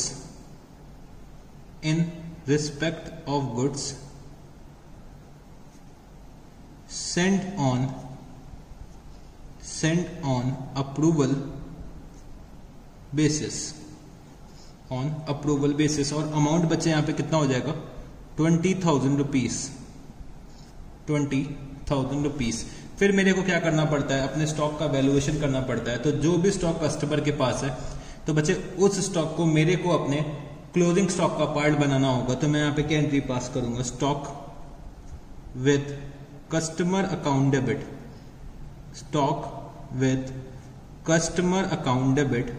to trading account तो बच्चे ये जो 20,000 रुपीज थी वो बच्चे मेरी सेल्स प्राइस थी, मेरे को इसको कॉस्ट पे लेकर आना है। तो मेरे को दे रखा हुआ है कि यहाँ पे जो कॉस्ट है वो क्या है, 1/3 है। मेरा मतलब जो प्रॉफिट है वो 1/3 है। तो 1/3 ऑन कॉस्ट है, तो 1/4 ऑन सेल्स हो जाएगा। तो 20,000 माइनस, या फिर मैं लिख सकता हूँ 20,000 इंटू 3/4। अगर 1/4 प्रॉफिट है तो 3/4 क्या होना चाहिए, कॉस्ट होना चाहिए। तो मैंने यहाँ पे क्या लिखा, 15,000 रुपीज। 15,000 रुपीज मैंने यहाँ पे कॉस्ट रिकॉर्ड कर लिया। फिर मैंने यहाँ पे क्या लिखा, narration being the adjustment for cost of goods lying with customers, lying with customers awaiting approval. तो यहाँ पे बच्चे हम लोगों ने क्वेश्चन नंबर 3 को कंप्लीट कर लिया। तो इस क्वेश्चन में बच्चे कुछ भी नया नहीं था, जो चीज हम लोगों ने एग्जाम्पल में पढ़ रखी है वैसे ही ये क्वेश्चन था। तो बच्चे अगर मेरी बात मानो यहाँ पे, तो सारे के सारे क्वेश्चंस जो है वो हम लोग कर सकते हैं, क्योंकि हम लोगों ने सारे के सारे एग्जाम्पल्स कर रखे हैं। तो जितने भी एग्जाम्पल्स कर रखे हैं उससे हटके कोई भी एक क्वेश्चन भी नहीं है यहाँ पे। तो फिर भी मैं आपको कुछ और क्वेश्चंस कराना चाहता हूँ। तो अब आप ओपन करिएगा क्वेश्चन नंबर। तो अब बच्चे मेरे साथ यहाँ पे क्वेश्चन नंबर 6 को ओपन करिएगा। तो क्वेश्चन नंबर 6 क्या दे रखा हुआ है? Kelly company send out its gas containers to dealers on sale और return basis. All such transactions are however treated as actual sales and are passed through the day book. Just before the end of the financial year, 100 gas containers which cost them rupees 900 each have been sent to the dealer on sale or return basis and have been debited to his account at rupees 1200 each. तो मैंने यहाँ पे क्या करा है, अपने goods जो मतलब अपने कंटेनर्स को अप्रूवल बेसिस पे सेंड करा है और बच्चे 1200 ईच पे सेंड कर दिया है। और ये एंट्री मैं रिकॉर्ड कर चुका हूँ, क्योंकि यहाँ पे लिखा क्या है, have been debited to his account, मतलब उसके अकाउंट में मैं रिकॉर्ड कर चुका हूँ। फिर क्या दे रखा हुआ है, out of this only 20 gas containers are sold at rupees 1500 each. तो बच्चे 1200 की चीज को 1500 रुपीज में सेल कर दिया गया। तो जैसे कि अभी हम लोगों ने क्वेश्चन करा था कि भाई मैंने रिटेलर्स को गुड दिए कि भाई बिक जाए तो बेच देना, नहीं बिके तो मेरे को वापस कर देना। तो बच्चे वही वाला केस है। तो यहाँ पे क्या दे रखा है, you are required to pass necessary adjustment entry for the purpose of profit and loss account and balance sheet. तो बच्चे मेरे को यहाँ पे ईयर एंड पे बस एंट्रीज पास कर देनी है। तो फटाफट से क्वेश्चन नंबर 6 को हम लोग यहाँ पे सॉल्व करते हैं। तो क्वेश्चन नंबर 6 और मैं जो एंट्री करने जा रहा हूं तो मैं किसकी बुक्स में कर रहा हूं, in the books of Kelly company, in the books of Kelly company. और मेरे को जर्नल एंट्रीज पास करनी है, जर्नल एंट्रीज। तो मैंने यहाँ पे क्या लिखा, डेट। तो क्वेश्चन में डेट्स दे नहीं रखी है, तो डेट का कॉलम अगर ना भी बनाओ तब भी चल जाएगा। तो date, particulars, LF number, amount और बचे अमाउंट। तो फटाफट से कॉलम्स को ड्रॉ करिएगा, फिर हम लोग इस क्वेश्चन को स्टार्ट करते हैं।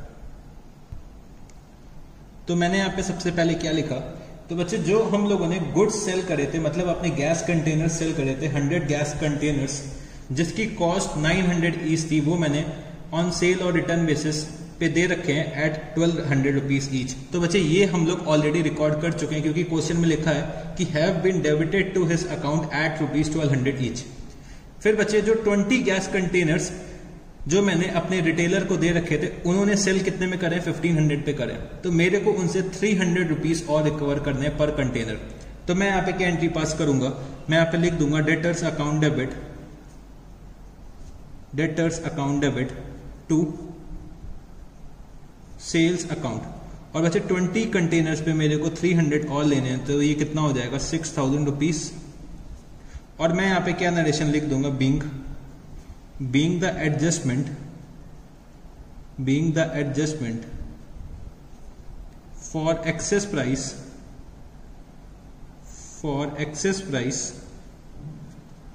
of 20 gas containers at the rate rupees 300 each, फिर बच्चे क्या होता है, मेरा ईयर एंड आ जाता है। और ईयर एंड पे मैंने क्या कर रखा था, 100 कंटेनर्स दिए थे, तो 100 में से 20 कंटेनर्स तो सेल हो गए हैं, बट बच्चे अभी तक 80 कंटेनर्स जो हैं वो अभी तक सेल नहीं हुए। तो मेरे को क्या करना पड़ेगा, यहाँ पे अपने सेल्स को रिवर्स करना पड़ेगा। तो मैं यहाँ पे क्या एंट्री पास करूंगा, sales account debit to debtors account. तो मैं यहाँ पे क्या लिख सकता हूं, 80 इंटू 1200। 80 कंटेनर्स अभी तक अप्रूव्ड नहीं हुए हैं और बच्चे उनकी सेल्स प्राइस क्या थी, 1200 रुपीज। तो मैंने यहाँ पे क्या लिखा, 96,000 रुपीज। और मैं यहाँ पे नरेशन लिख देता हूं, being the cancellation the cancellation of original entry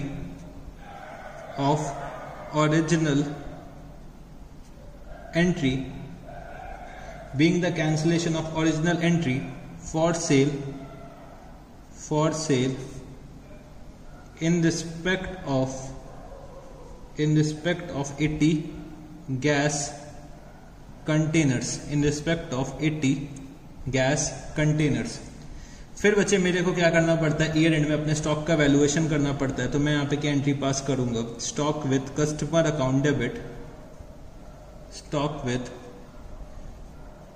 account debit to trading account. तो बच्चे 80 गैस कंटेनर्स थे और जो उनकी कॉस्ट मेरे को दे रखी हुई है वो क्या है 900 रुपीज ईच। तो मैं यहाँ पे क्या लिख सकता हूँ 72,000 रुपीज। और मैं यहाँ पे नरेशन क्या लिख सकता हूँ, being the adjustment for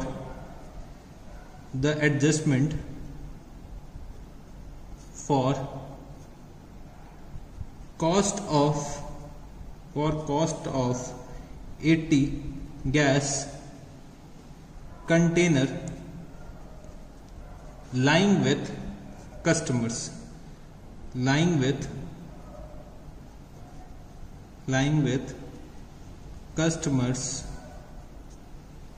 waiting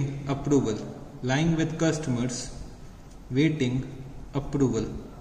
तो बच्चे यहाँ पे हम लोगों ने अपना क्वेश्चन नंबर 6 भी सॉल्व कर लिया। तो बच्चे ये भी क्वेश्चन जो था वो बहुत ही इजी क्वेश्चन था। तो हम लोगों ने जो एग्जांपल्स कर रखे हैं बच्चे उससे सारे के सारे क्वेश्चन सॉल्व हो जाएंगे। तो चलो बच्चे अब आप लोग आ जाइए क्वेश्चन नंबर 9 पे। क्वेश्चन नंबर 9 तो क्या दे रखा हुआ है, mister Ganesh sends out goods on approval to few customers and include the same in the sales account on 31st March 2018। The trade receivable balance stood at ₹75,000 which include ₹6,500 goods sent on approval against which no intimation was received during the year. These goods were sent out at 30% over and above cost price and were sent to Mr. Aditya ₹3,900 and Mr. Bakki Ram ₹2,600. Mr. Aditya sent intimation of acceptance on 25th April and Mr. Bakki Ram returned the goods on 15th April 2018. Make the adjustment entries and show how these items will appear in the balance sheet on 31st March 2018. Show also the entries to be made during April 2018. Value of closing inventories as on 31st March 2018 was ₹50,000। और ये बच्चे question RTP में 2020 का है और बच्चे CA foundation नवंबर 2018 में भी ये सेम क्वेश्चन आ चुका है। तो ये क्वेश्चन जो बच्चे है वो बहुत इंपॉर्टेंट क्वेश्चन है, तो यहाँ पे वेरी इंपॉर्टेंट लिख लेना। तो चलो अब हम लोग इस क्वेश्चन को सॉल्व करते हैं। तो जैसे कि क्वेश्चन में मेरे को दे रखा है कि भाई मेरे पास जो ट्रेड रिसीवेबल का बैलेंस है वो कितना है 75,000 रुपीज का है, उसमें से 6,500 रुपीज के गुड्स हैं वो बच्चे अप्रूवल बेसिस पे दे रखे हुए हैं। और मेरा क्या होता है ईयर एंड आ जाता है तो मेरे को सबसे पहले क्या करना पड़ेगा 6,500 रुपीज की रिवर्सल एंट्री पास करनी पड़ेगी क्योंकि 6,500 का मेरे को अभी तक अप्रूवल नहीं मिला है। फिर बच्चे मेरे को 6,500 की गुड्स की कॉस्ट निकालनी पड़ेगी और मेरे को अपने स्टॉक का वैल्यूएशन में इस कॉस्ट को इंक्लूड करना पड़ेगा। तो पहले मेरे को क्या करना है अपने सेल्स का रिवर्सल करना है, फिर मेरे को अपने स्टॉक का वैल्यूएशन करना है।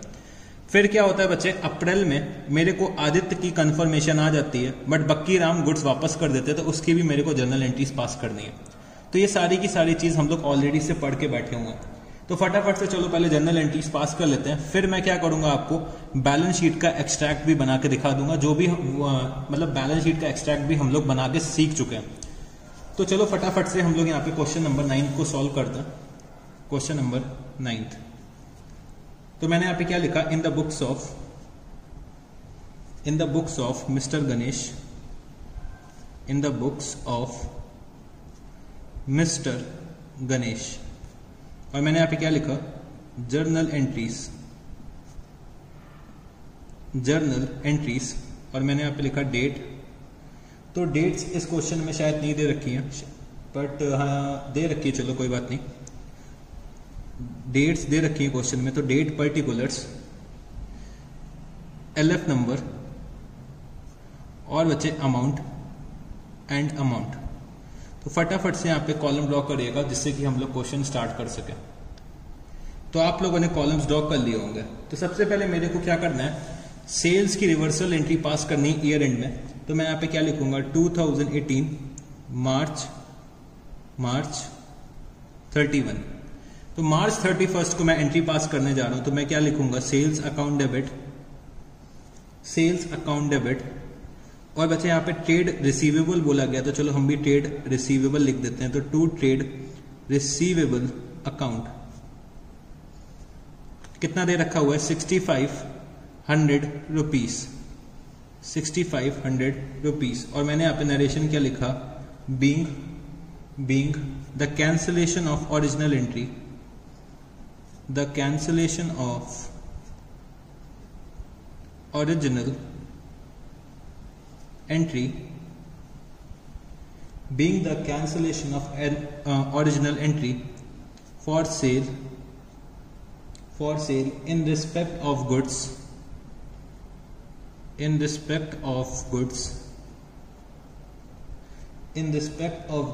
lying with customers।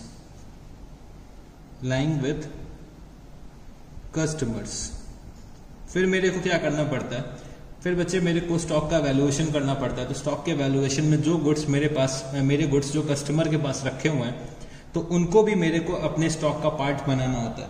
तो मैं यहाँ पे क्या एंट्री पास करूंगा, stock with customer account debit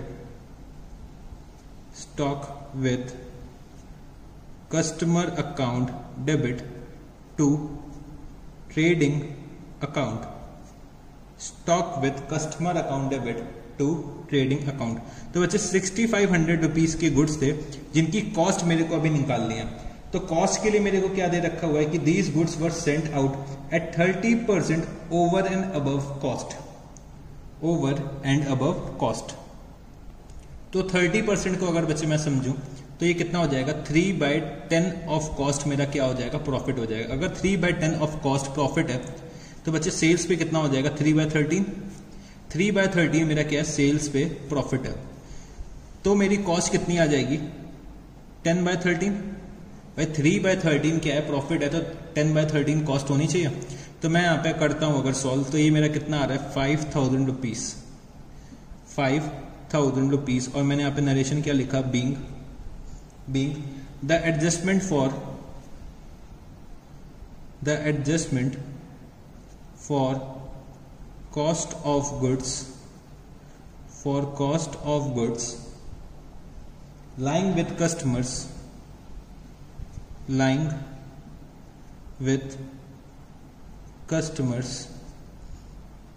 awaiting approval। फिर बच्चे 31 मार्च को तो मैंने यहाँ पे एंट्री कर दी है। फिर बच्चे क्या होता है, 25 अप्रैल को मेरे को आदित्य की इंटीमेशन मिल जाती है कि भाई आदित्य ने गुड्स एक्सेप्ट कर लिए। तो अब मेरे को यहाँ पे क्या करना पड़ेगा, 25 अप्रैल को एंट्री पास करनी पड़ेगी सेल की। तो मैं यहाँ पे क्या एंट्री पास करूंगा, trade receivable account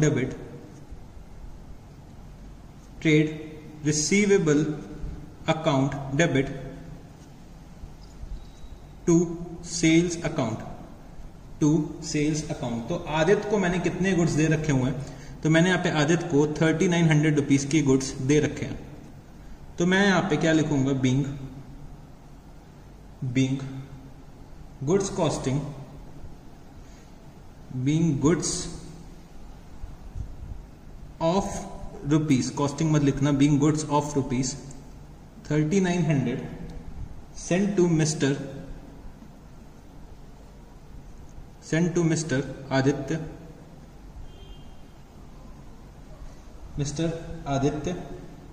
has been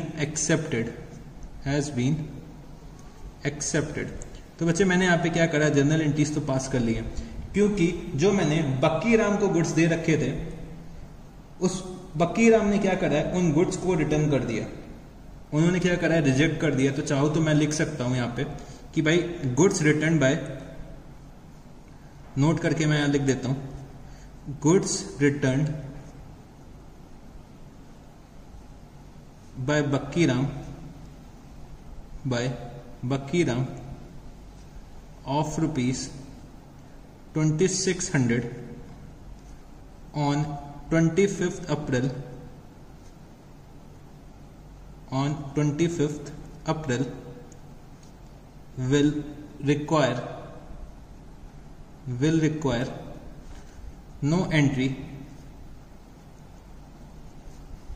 in the books of Mr. Ganesh, और हमें पता है कि भाई हम लोग क्यों एंट्री नहीं पास कर रहे हैं इन the books of mister Ganesh. अब मेरे को बच्चे यहाँ पे क्या करना है, एक्सट्रैक्ट बनाना है बैलेंस शीट का। तो चलो फटाफट से एक्सट्रैक्ट बनाते हैं। तो मैंने यहाँ पे क्या लिखा, extract of balance sheet,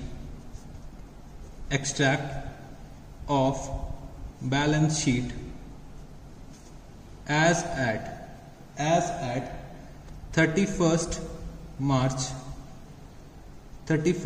March 2018। और मैंने यहाँ पे क्या लिखा, मैंने यहाँ पे दो पार्ट्स में डिवाइड कर दिया। ये बच्चे मेरी लायबिलिटी साइड और ये मेरी कौन सी एसेट साइड है। तो सबसे पहले मैंने यहाँ पे लिखा ट्रेड रिसीवेबल्स। तो बच्चे यहाँ पे मेरे ट्रेड रिसीवेबल्स कितने हो जाएंगे, तो मेरे को क्वेश्चन में दे रखा हुआ है कि मेरे जो यहाँ पे ट्रेड रिसीवेबल्स टोटल कितने 75,000 रुपीज के हैं। इसमें से 6,500 रुपीज के जो गुड्स हैं, 6,500 रुपीज के जो गुड्स हैं वो मैंने अप्रूवल बेसिस पे सेंड करे थे, तो उसकी मैंने रिवर्सल एंट्री भी पास करी थी। तो 75,000 माइनस 6,500 यहाँ पे कितना आ जाएगा, 68,500 रुपीज। फिर बच्चे मैं यहाँ पे क्या लिखूंगा, क्लोजिंग स्टॉक। तो क्लोजिंग स्टॉक मेरे को क्वेश्चन में दे रखा हुआ है 50,000 रुपीज। यहाँ पे क्वेश्चन में मेरे को कितना दे रखा हुआ है, 50,000 रुपीज का क्लोजिंग स्टॉक दे रखा हुआ है। ठीक है जी, तो क्लोजिंग स्टॉक दे रखा हुआ है, इसमें मैं क्या ऐड कर दूंगा, स्टॉक विथ कस्टमर। तो स्टॉक विथ कस्टमर कितना था, तो मेरे को यहाँ पे अपनी कॉस्ट प्राइस लिखनी है। यहाँ पे मैं कितना लिख दूंगा, 5,000 रुपीज। तो यहाँ पे टोटल कितना आ जाएगा, 55,000 रुपीज। तो बच्चे मैंने यहाँ पे एक्सट्रैक्ट ऑफ बैलेंस शीट भी बना लिया। तो यहाँ पे बच्चे हम लोगों ने क्वेश्चन नंबर 9 भी सॉल्व कर लिया। तो यहाँ पे बच्चे हमारा जो first part when the goods are sent on approval और return basis on casual basis, यहाँ पे हम लोगों ने कंप्लीट कर लिया। अब हम लोग अपने सेकेंड पार्ट पे चलते हैं। तो बच्चे अब मेरे साथ यहाँ पे लिखना सेकेंड सिनेरियो। तो सेकेंड केस अब हम लोग शुरू करने जा रहे हैं। when the goods are sent frequently on sale और रिटर्न बेसिस। तो बच्चे अभी तक हम लोग क्या करते थे, कैजुअली सेल्स करते थे ऑन अप्रूवल बेसिस। अब हम लोग फ्रीक्वेंटली सेल्स करेंगे ऑन अप्रूवल बेसिस। तो ये बच्चे बहुत इजी सा टॉपिक है ये भी, और ये बच्चे मैक्सिमम 15 to 20 मिनट्स लेगा इस टॉपिक को मेरे को खत्म करने में। तो इससे रिलेटेड एक भी क्वेश्चन आपके बुक्स में नहीं दे रखे हुए हैं, एक भी क्वेश्चन आपके बुक में इस टॉपिक से रिलेटेड नहीं दे रखा हुआ है, बट फिर भी हम लोग डिस्कस करते हैं, समझने की कोशिश करते हैं कि भाई इस सिचुएशन में हमें करना क्या होता है। तो सबसे पहले मेरे साथ यहाँ पे लिखना स्टेप 1 कि जब कभी भी हम लोग गुड्स सेल करते हैं ऑन अप्रूवल बेसिस और बच्चे फ्रीक्वेंटली अगर सेल करते हैं, तो मेरे को यहाँ पे क्या करना पड़ेगा, एक जर्नल बनाना पड़ेगा, एक स्टेटमेंट बनाना पड़ेगा, जिसका नाम मैं क्या रख देता हूं, प्रिपेयर गुड्स सेंड और रिटर्न जर्नल। तो मेरे को यहाँ पे गुड्स सेंड और रिटर्न जर्नल बनाना पड़ेगा। तो सर ये क्या होता है गुड्स सेंड और रिटर्न जर्नल? तो बच्चे यहाँ पे मेरे साथ क्या करना, एक फॉर्मेट बना लेना गुड्स सेंड और रिटर्न जर्नल का। गुड्स सेंड और रिटर्न जर्नल का क्या करना, आप लोग एक फॉर्मेट बना लीजिएगा। तो मैं यहाँ पे क्या लिखता हूं कि भाई मैंने कितने गुड्स अप्रूवल के लिए भेजे हैं। तो goods send on approval, goods send on approval, और बच्चे कितने गुड्स में मेरे को रिजेक्शन रिसीव हुई है, मतलब मेरे पास कितने गुड्स वापस आ गए। तो गुड्स रिटर्न। फिर बच्चे कितने गुड्स अप्रूव हो चुके हैं, तो मैं यहां पे क्या लिखूंगा, गुड्स अप्रूव्ड। और बच्चे बैलेंस क्या है, जिनकी अभी तक मेरे को कोई इंटीमेशन नहीं मिली है। ठीक है जी। तो मैंने क्या करा, सबसे पहले ये 4 पार्ट्स में मैंने क्या करा, 4 कॉलम्स ड्रॉ करे। फिर मेरे को कॉलम्स के सब कॉलम्स लिखने हैं। तो सबसे पहले मैं यहां पे क्या लिखूंगा, डेट, कि भाई किस दिन मैंने गुड्स सेंड करें अप्रूवल बेसिस पे। फिर मैं यहां पे लिखूंगा पर्टिकुलर्स, फिर मैं यहां पे लिखूंगा फोलियो नंबर और बचे अमाउंट। फिर मैं यहां पे भी क्या लिखूंगा, डेट, पर्टिकुलर्स, फोलियो नंबर और बचे अमाउंट। मैं यहां पे भी क्या लिखूंगा, डेट, पर्टिकुलर्स, फोलियो नंबर और बचे अमाउंट। और जो मेरा बैलेंस वाला होगा उसमें मैं सिर्फ लिखूंगा अमाउंट। तो बच्चे मेरे को इतने कॉलम्स ड्रॉ करने हैं, तो फटाफट मेरे साथ यहाँ पे कॉलम्स को ड्रॉ करिएगा, फिर हम लोग आगे की बातें डिस्कस करते हैं। तो बच्चे आप लोगों ने कॉलम्स ड्रॉ कर लिए होंगे, ठीक है जी। तो अब बच्चे समझने की कोशिश करना, मैं यहाँ पे क्या करूंगा, सबसे पहले जब गुड्स मैं अप्रूवल के लिए भेजता हूं तो मैं यहाँ पे रिकॉर्ड करूंगा कि इस डेट को भेजा, इस बंदे को भेजा और इतने अमाउंट के गुड्स थे जो मैंने सेंड करे हैं ऑन अप्रूवल बेसिस। फिर बच्चे उनमें से कितने गुड्स में मेरे को रिजेक्शन मिली है वो मैं यहाँ पे लिख दूंगा, ठीक है। फिर उन गुड्स में से मेरे को कितने में अप्रूवल मिली है वो मैं यहाँ पे लिख दूंगा, और बैलेंस जो मेरे बचे हैं कितने में मेरे को ना ही अप्रूवल मिली है ना ही रिजेक्शन मिला है। तो बच्चे ऐसे करके मैं क्या करता हूँ, एक स्टेटमेंट बना लेता हूँ, एक जर्नल बना लेता हूँ जिसका नाम मैं रख लेता हूँ क्या, गुड्स सेंट और रिटर्न जर्नल। तो बच्चे यहाँ पे मेरे को ये सब रिकॉर्डिंग्स करनी पड़ेंगी कि कितने गुड्स मैंने भेजे, क्योंकि मैं यहाँ पे क्या कर रहा हूँ, गुड्स को फ्रीक्वेंटली भेज रहा हूँ, मतलब मैं रेगुलर बेसिस पे गुड्स को अप्रूवल बेसिस पे देता रहता हूँ। तो मेरे को क्या करना चाहिए, एक स्टेटमेंट, एक प्रॉपर जर्नल बना के मेंटेन करके रखना चाहिए कि मैंने किस किस को गुड्स दे रखे हैं और बच्चे कितनों ने अपनी एक्सेप्टेंस दे दी, कितनों ने अपने रिजेक्शन दे दिया, और कितने गुड्स पे ना ही मेरे को अभी तक एक्सेप्टेंस मिली है ना ही मेरे को रिजेक्शन मिली है। तो मैं क्या करूंगा, यहाँ पे लिख दूंगा कि भाई मैंने इतने गुड्स अप्रूवल पे भेजे, इतने की रिजेक्शन आई है, इतने की अप्रूवल आई और इतने बैलेंस है। और जब कभी भी मेरे को अप्रूवल मिलेगी तभी मैं एक एंट्री पास कर दूंगा। मैं क्या एंट्री पास करूंगा, eight the time of approval. देखो जब कभी भी अप्रूवल मिलेगी तो मेरे को ये वाले कॉलम में तो लिखना ही लिखना है, मेरे को ये वाले कॉलम में तो लिखना ही लिखना है, और मैं एक एंट्री पास कर दूंगा जिस दिन भी मेरे को अप्रूवल मिलेगी। तो मैं यहाँ पे क्या एंट्री पास करूंगा, eight the time of approval, eight the time of approval. तो बच्चे जब कभी भी मेरे को अप्रूवल मिलेगी तभी मैं एंट्री पास करूंगा।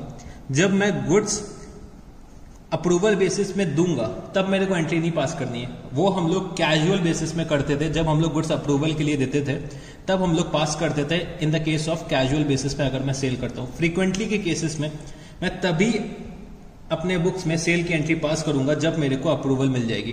तो at the time of approval only we have to pass entry, we have to pass entry.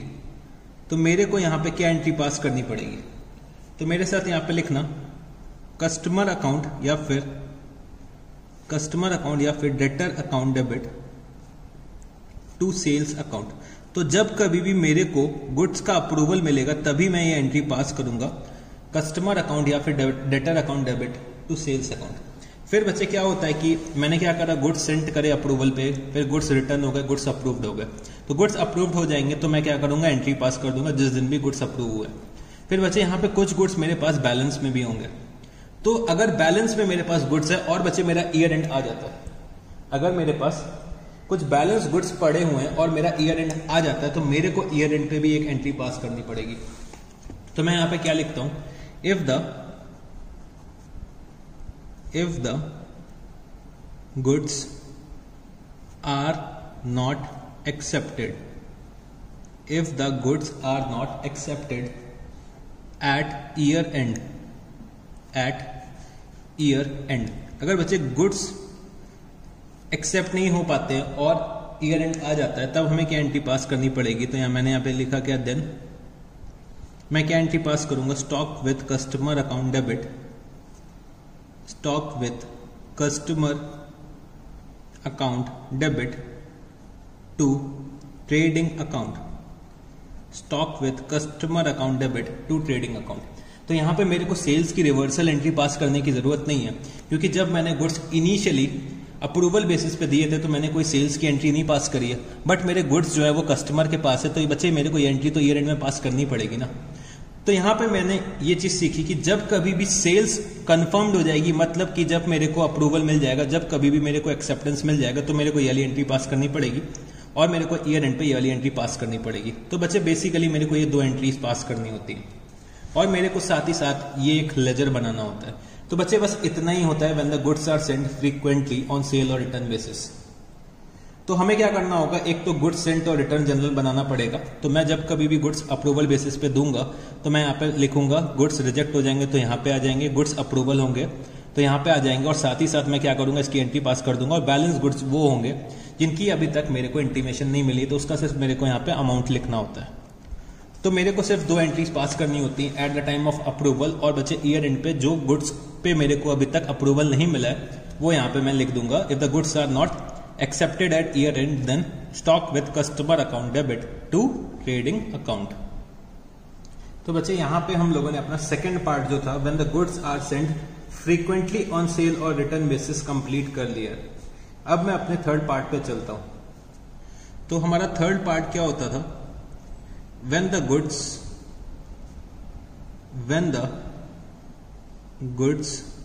are sent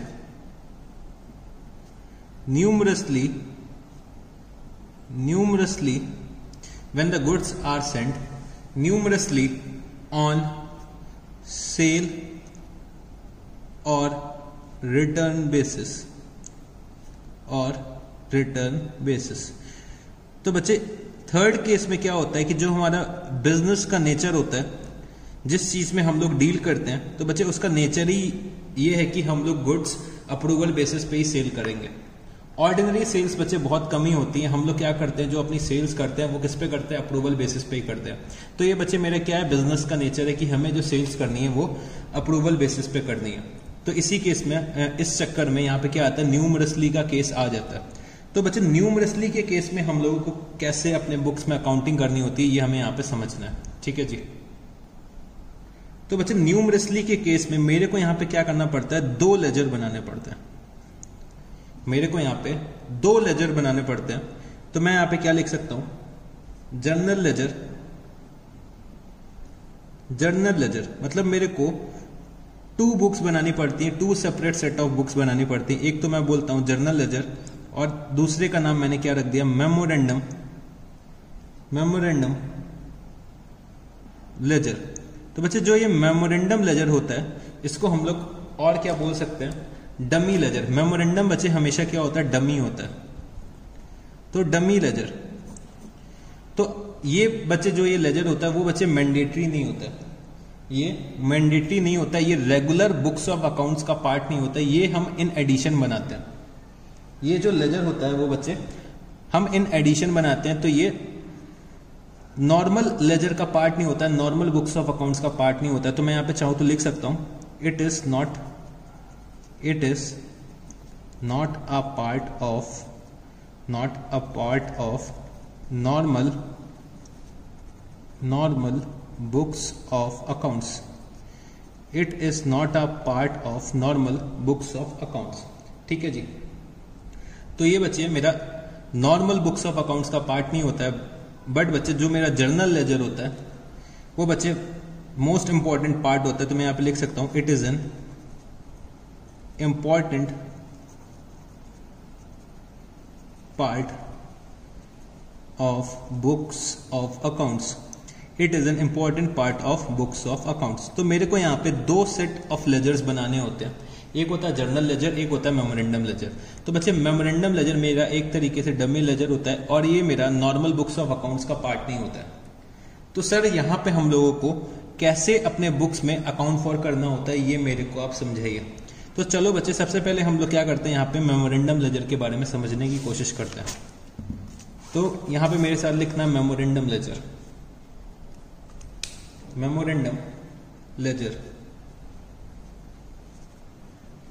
memorandum ledger. तो बच्चे मेमोरेंडम लेजर जैसे कि मेरे को पता है ये मेरा क्या होता है, एक तरीके का ये एक डमी लेजर होता है। ये मेरा क्या होता है, डमी लेजर होता है। तो मेरे को मेमोरेंडम लेजर के अंदर एक तो मेरे को डे बुक बनानी पड़ती है, गुड्स सेंट और return day book. Goods sent और रिटर्न डे बुक बनानी पड़ती है।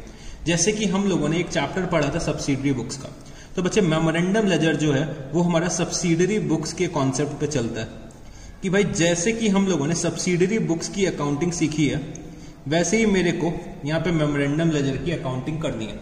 तो मेरे को सबसे पहले क्या करना पड़ेगा, एक अकाउंट बनाना पड़ेगा गुड्स सेंट और रिटर्न डे बुक। जैसे कि हम लोग परचेज डे बुक बनाते थे, सेल्स डे बुक बनाते थे, वैसे ही हम लोग यहाँ पे क्या करेंगे, गुड्स सेंट और रिटर्न डे बुक बनाएंगे। तो मैं यहाँ पे क्या लिख दूंगा, name of the customer, date, name of the customer, date, name of the customer, folio number और बच्चे अमाउंट। तो मैं यहाँ पे क्या लिखूंगा कि भाई मैंने किस किस कस्टमर को गुड्स जो बेचे हैं वो अप्रूवल बेसिस पे बेचे हैं। तो मैं यहाँ पे क्या लिखता हूं, मैंने जो गुड्स बेचे हैं वो भाई ऋषभ को सेल करें ऑन अप्रूवल बेसिस। तो ये बच्चे मेरा क्या है, एक तरीके का डमी लेजर है। हम लोग यहाँ पे क्या कर रहे हैं, एक डे बुक बना रहे हैं। डे बुक किसकी बना रहे हैं, जो हम लोगों ने गुड्स सेंट और रिटर्न बेसिस पे करा है। और मैंने आपको क्या बताया, इसका कॉन्सेप्ट बिल्कुल सब्सिडरी बुक्स की तरह चलता है। तो अगर सब्सिडरी बुक्स आपने बहुत अच्छे से पढ़ रखा है तो बच्चे इसमें दिक्कत नहीं होने वाली आपको। तो मैंने यहाँ पे क्या लिखा कि भाई मैंने जो गुड्स दिए अप्रूवल बेसिस पे वो किसको दिए हैं, ऋषभ को दे रखे हैं। तो ऋषभ को जो मैंने गुड्स दे रखे हैं उसका अमाउंट कितना है, 2000 रुपीज। फिर मैंने क्या करा, अवंतिका को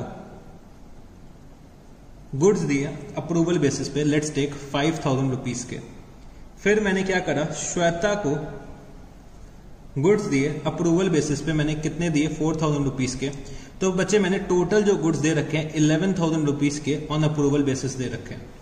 तो फिर मैं यहां पे क्या करूंगा, यहां पे एक मैं लेजर बनाऊंगा, किस नाम से, गुड्स सेंट और रिटर्न, गुड्स सेंट और रिटर्न अकाउंट से के नाम से, या फिर मैं लिख सकता हूं गुड्स सेंट और रिटर्न लेजर। तो याद करना बच्चे, जब कभी भी हम लोग सेल्स बुक बनाते थे तो हम लोग सेल्स बुक का टोटल कहां पे लेकर जाते थे, सेल्स अकाउंट पे लेकर जाते थे।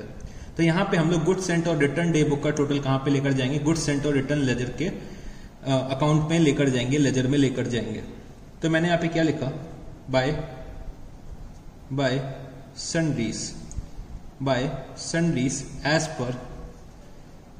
पर गुड्स सेंट और रिटर्न डे बुक। तो मैंने यहां पे क्या लिख दिया, 11000 रुपीज। 11000 रुपीज मैंने यहां पे लिख दिया। फिर याद करो बच्चे, जब हम लोग सेल्स बुक बनाते थे तब हम लोगों को अपने डेटर्स के भी इंडिविजुअल अकाउंट बनाने पड़ते थे। तो चलो यहां पे मैं ऋषभ का अकाउंट बनाता हूं। तो मैंने यहां पे लिखा क्या, ऋषभ अकाउंट,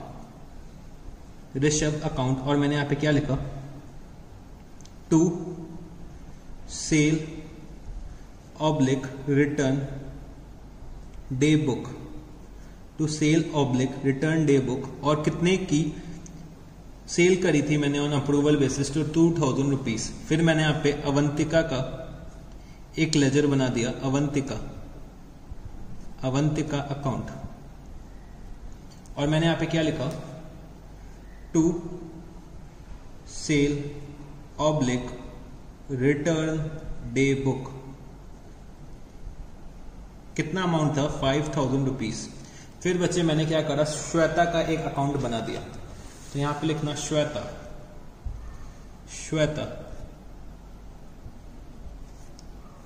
तो मैंने यहां पे लिखा टू सेल और रिटर्न डे बुक। तो बच्चे श्वेता को मैंने कितने गुड्स दिए थे अप्रूवल बेसिस पे, 4000 रुपीज के। तो मैंने यहां पे क्या करा, इंडिविजुअल लेजर्स में पोस्टिंग कर दिया। ठीक है जी।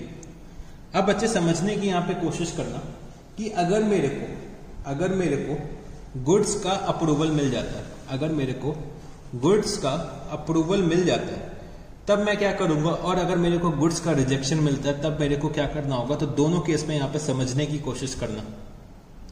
तो बच्चे सबसे पहले केस में मेरे को क्या मिलता है, एक्सेप्टेंस मिल जाती है। तो ऋषभ क्या करता है, गुड्स को एक्सेप्ट कर लेता है। तो भाई ऋषभ ने जब गुड्स को एक्सेप्ट कर लिया तो बच्चे मेरा क्या हो जाएगा, ट्रांजैक्शन जो है ये जो मैंने गुड्स अप्रूवल बेसिस में दिए थे वो बच्चे अब एक्चुअल सेल्स में कन्वर्ट हो रहे हैं। तो अगर गुड्स जो है वो एक्चुअल सेल्स में कन्वर्ट हो जाते हैं तो मेरे को वो सेल की एंट्री कहां पे रिकॉर्ड करनी पड़ेगी बच्चे, जर्नल लेजर पे रिकॉर्ड करनी पड़ेगी, क्योंकि जर्नल लेजर जो होता है मेरा वो बच्चे पार्ट होता है मेरा मेन बुक्स ऑफ अकाउंट्स का। भाई मेमोरेंडम लेजर जो है वो मेरा क्या एक डमी बुक है, वो अगर मैं बनाऊं तो ठीक है, ना बनाऊं तो भी ठीक है। तो भाई वो मेरा नॉर्मल बुक्स ऑफ अकाउंट्स का पार्ट नहीं होता है। तो मेरे को जब सेल्स की एंट्री पास करनी होगी वो मैं कहां पे करूंगा, वो बच्चे मैं जर्नल लेजर पे पास करूंगा। तो मैं यहां पे क्या लिखूंगा, एक्चुअल सेल्स की एंट्री।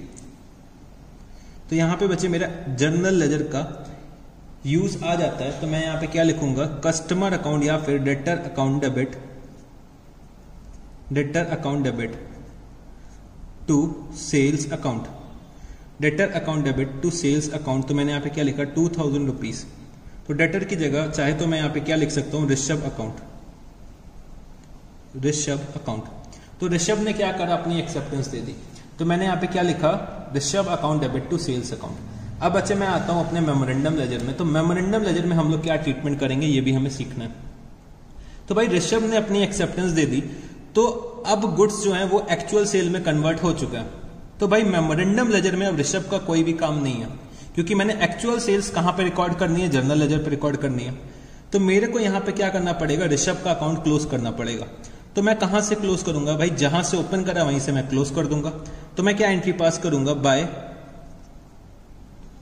गुड्स सेंट और रिटर्न अकाउंट या फिर लेजर। तो भाई जो भी मैंने इनिशियल एंट्री पास करी होगी उसका मेरे को रिवर्सल पास करना पड़ेगा इन केस ऑफ एक्सेप्टेंस। तो भाई 2000 रुपए से मैं क्या करूंगा, रिवर्सल एंट्री पास कर दूंगा यहाँ पे। और ये मैं कहां पे रिकॉर्ड कर लूंगा बच्चे, गुड्स सेंट और रिटर्न लेजर में मैं रिकॉर्ड कर लूंगा। और मैं यहाँ पे क्या लिखूंगा, टू ऋषभ अकाउंट, और मैं कितना लिख दूंगा, 2000 रुपीज। तो जब कभी भी मेरे को एक्सेप्टेंस मिल जाएगी तो मेमोरेंडम लेजर में मैं क्या करूंगा, मैं अपने अप्रूवल वाली एंट्री का रिवर्सल पास कर दूंगा और बच्चे मैं ये एंट्री यहां पे पास कर दूंगा। ठीक है जी। तो ये मैंने क्या करा, अप्रूवल का केस करा। अब सेकंड केस में बच्चे क्या होता है, मेरे को रिजेक्शन रिसीव्ड होता है। तो अवंतिका जो है वो 5000 के गुड्स थे वो रिजेक्ट कर देती हैं। तो जब कभी भी गुड्स का रिजेक्शन मेरे को रिसीव होगा तो भाई रिजेक्शन के केस में मेरे जर्नल लेजर में कोई एंट्री नहीं आएगी, क्योंकि भाई सेल ही नहीं हो रही है तो हम लोग रिजेक्शन की एंट्री क्यों पास करेंगे। तो जब कभी भी एक्चुअल सेल्स की एंट्री होगी तभी हम लोग जर्नल लेजर में पास करेंगे, वरना हम लोग जर्नल लेजर में एंट्री ही नहीं पास करेंगे। तो भाई रिजेक्शन रिसीव हो रहा है तो जर्नल लेजर में तो हम लोग रिकॉर्ड नहीं करेंगे। तो यहां पे लिख लेना, rejections will not be recorded, rejections will not be recorded in journal ledger. Rejections will not be recorded in journal ledger. Only actual sales will be recorded. Only actual sales will be recorded. ठीक है जी। तो भाई अवंतिका ने goods reject कर दिया। तो अगर Avantika goods reject कर देती है तो भाई अब अप्रूवल पे तो गुड्स रह ही नहीं गए। तो इस केस में भी मेरे को क्या करना पड़ेगा, रिवर्सल एंट्री पास करनी पड़ेगी। तो मैं यहां पे क्या लिख दूंगा, बाय गुड्स सेंट और रिटर्न अकाउंट। तो बच्चे जब मैंने गुड्स अप्रूवल में दे रखे थे तो वो तो मैंने यहां पे रिकॉर्ड कर लिया। जब कभी भी मैंने गुड्स जो अप्रूवल पे दे रखे थे वो तो मैंने यहां पे रिकॉर्ड कर लिया। तो जब कभी भी उसको एक्सेप्टेंस मिलेगी तब भी मेरे को रिवर्सल एंट्री पास करनी पड़ेगी। अगर मेरे को उसका रिजेक्शन मिल रहा है तो भाई इसका काम तो अब खत्म हो गया ना, मेमोरेंडम बुक से, मेमोरेंडम लेजर से इसका काम खत्म हो गया। तो मेरे को रिवर्सल एंट्री फिर से पास करनी पड़ेगी। तो मैं यहां पे क्या लिख दूंगा, 5000 रुपीज, और मैं यहां पे क्या लिखूंगा, to Avantika account, to Avantika account. और मैंने यहां पे क्या लिखा, 5000 रुपीज। मैंने यहां पे क्या लिखा, 5000 रुपीज। तो बच्चे मैंने यहां पे एक चीज सीखी मेमोरेंडम लेजर में, अगर गुड्स को एक्सेप्टेंस मिल रहा है तब भी मेरे को क्या करना है, रिवर्सल करना है। और अगर गुड्स को रिजेक्शन मिल रहा है तब भी मेरे को क्या करना है, रिवर्सल करना है। तो रिवर्सल करने के लिए मैं क्या करूंगा, मैं यहां पे गुड्स सेंट और रिटर्न लेजर को यहां पे डेबिट कर दूंगा। ठीक है जी। तो इनिशियली मैं क्या करता था, मैं जब सेल्स डे बुक बनाता था तब भी मैं क्या करता था, यहाँ पे सेल्स टोटल जो होती थी वो मैं अपने सेल्स के लेजर में ट्रांसफर करता था। तो सिमिलरली हम लोग अप्रूवल बेसिस की जो सेल है वो अपने मेन लेजर पे ट्रांसफर करी, क्योंकि जो मेरे ये जो डे बुक है वो बच्चे एक बुक है, ये किसी तरीके का अकाउंट नहीं है। तो सेल्स बुक भी बच्चे बुक होती थी, वो किसी तरीके का अकाउंट नहीं होता था। तो यहाँ पे टोटल ट्रांसफर करा, इंडिविजुअल अकाउंट्स बनाए। तो अगर एक्सेप्टेंस मिलती है तो मैं क्या करूंगा, इसको रिवर्स कर दूंगा और अपने जर्नल लेजर में रिकॉर्ड कर लूंगा। और अगर बच्चे रिजेक्शन मिलती है तो मैं क्या करूंगा, इसको रिवर्स कर दूंगा और मैं अपने जर्नल लेजर में कोई भी एंट्री पास नहीं करूंगा। तो ये बच्चे मैंने 2 केस तो यहाँ पे सीख लिया, ठीक है जी। फिर बच्चे जो मेरा थर्ड केस होता है, थर्ड केस में बच्चे यहाँ पे क्या हो रहा है कि भाई ईयर एंड आ गया और जो ये श्वेता है, श्वेता ने क्या करा, अभी तक कोई एक्सेप्टेंस नहीं दी है। तो श्वेता से अभी तक मेरे को कोई भी इंटीमेशन नहीं मिल रही है और मेरा ईयर एंड आ चुका है। तो भाई ईयर एंड आ चुका है तो कोई दिक्कत ही नहीं है, क्योंकि मेमोरेंडम लेजर मेरा नॉर्मल बुक्स ऑफ अकाउंट्स का पार्ट ही नहीं होता है। मेमोरेंडम लेजर मेरा जो होता है वो नॉर्मल बुक्स ऑफ अकाउंट्स का पार्ट ही नहीं होता है। तो बच्चे अब हमें क्या करना पड़ेगा यहाँ पे, तो मैं यहाँ पे क्या करूंगा, ईयर एंड पे अपने जो ये लेजर्स है उनकी बैलेंसिंग कर दूंगा। मैं इन लेजर्स की क्या करूंगा, बैलेंसिंग कर दूंगा। और मैं यहाँ पे क्या लिख दूंगा, by balance carried down, by balance carried down कितना, 4000 रुपीज। तो बच्चे ये रिप्रेजेंट करता है कि ये जो मेरा स्टॉक है वो कस्टमर के पास रखा हुआ है। और मैं यहाँ पे क्या लिख दूंगा, टू बैलेंस कैरीड डाउन। तो बच्चे मेरा जो बैलेंस है वो मैच करना चाहिए, मतलब अगर 4000 रुपीज का ये क्रेडिट बैलेंस आ रहा है तो बच्चे यहाँ पे 4000 रुपीज का डेबिट बैलेंस आना चाहिए। तो ये मैच होना चाहिए ईयर एंड पे। तो बच्चे मेमोरेंडम लेजर में बस हमें इतना ही रिकॉर्ड करना होता है। तो मेमोरेंडम लेजर में मेरे को क्या क्या करना होता है, सबसे पहले गुड्स सेंट और रिटर्न डे बुक बनानी पड़ती है। ये बच्चे नॉर्मल सेल्स बुक या परचेज बुक की तरह होती है। इसमें हम लोग रिकॉर्ड करते हैं कि भाई किस किस को हमने गुड्स अप्रूवल बेसिस पे दे रखे। फिर हम क्या करते हैं, गुड्स सेंट और रिटर्न लेजर बनाते हैं। फिर बच्चे हम लोग इंडिविजुअल कस्टमर्स के अकाउंट्स बनाते हैं। तो अगर बच्चे मेरे को एक्सेप्टेंस मिल रही है तो मैं क्या करूंगा, मैं यहाँ पे रिवर्सल एंट्री पास करूंगा और जर्नल लेजर पे एक्चुअल सेल्स की एंट्री पास कर दूंगा। अगर मेरे को रिजेक्शन मिल रही है तो मैं यहाँ पे रिवर्सल एंट्री पास करूंगा, बट जर्नल लेजर पे कोई भी एंट्री नहीं पास करूंगा। और बच्चे ईयर एंड आ जाता है तो मैं क्या करूंगा, बैलेंसिंग कर दूंगा ये वाले अकाउंट की और बच्चे मेरे इंडिविजुअल कस्टमर के अकाउंट की। और साथ ही साथ मेरे को जर्नल लेजर में अब क्या करना पड़ेगा, तो जर्नल लेजर में बच्चे मेरे को रिकॉर्ड करना पड़ेगा कि मेरे कितने गुड्स कस्टमर के पास रखे हुए हैं, क्योंकि भाई मेरे को प्रॉफिट एंड लॉस अकाउंट और बैलेंस शीट तो बनानी पड़ेगी ईयर एंड में। और जर्नल लेजर जो है वो बच्चे मेरे मेन बुक्स ऑफ अकाउंट्स का पार्ट है। मेमोरेंडम लेजर मेरे मेन बुक्स ऑफ अकाउंट्स का पार्ट नहीं था। तो मेरे को यहां पे एंट्री पास करनी पड़ेगी। तो मैं क्या एंट्री पास करूंगा, stock with customer account,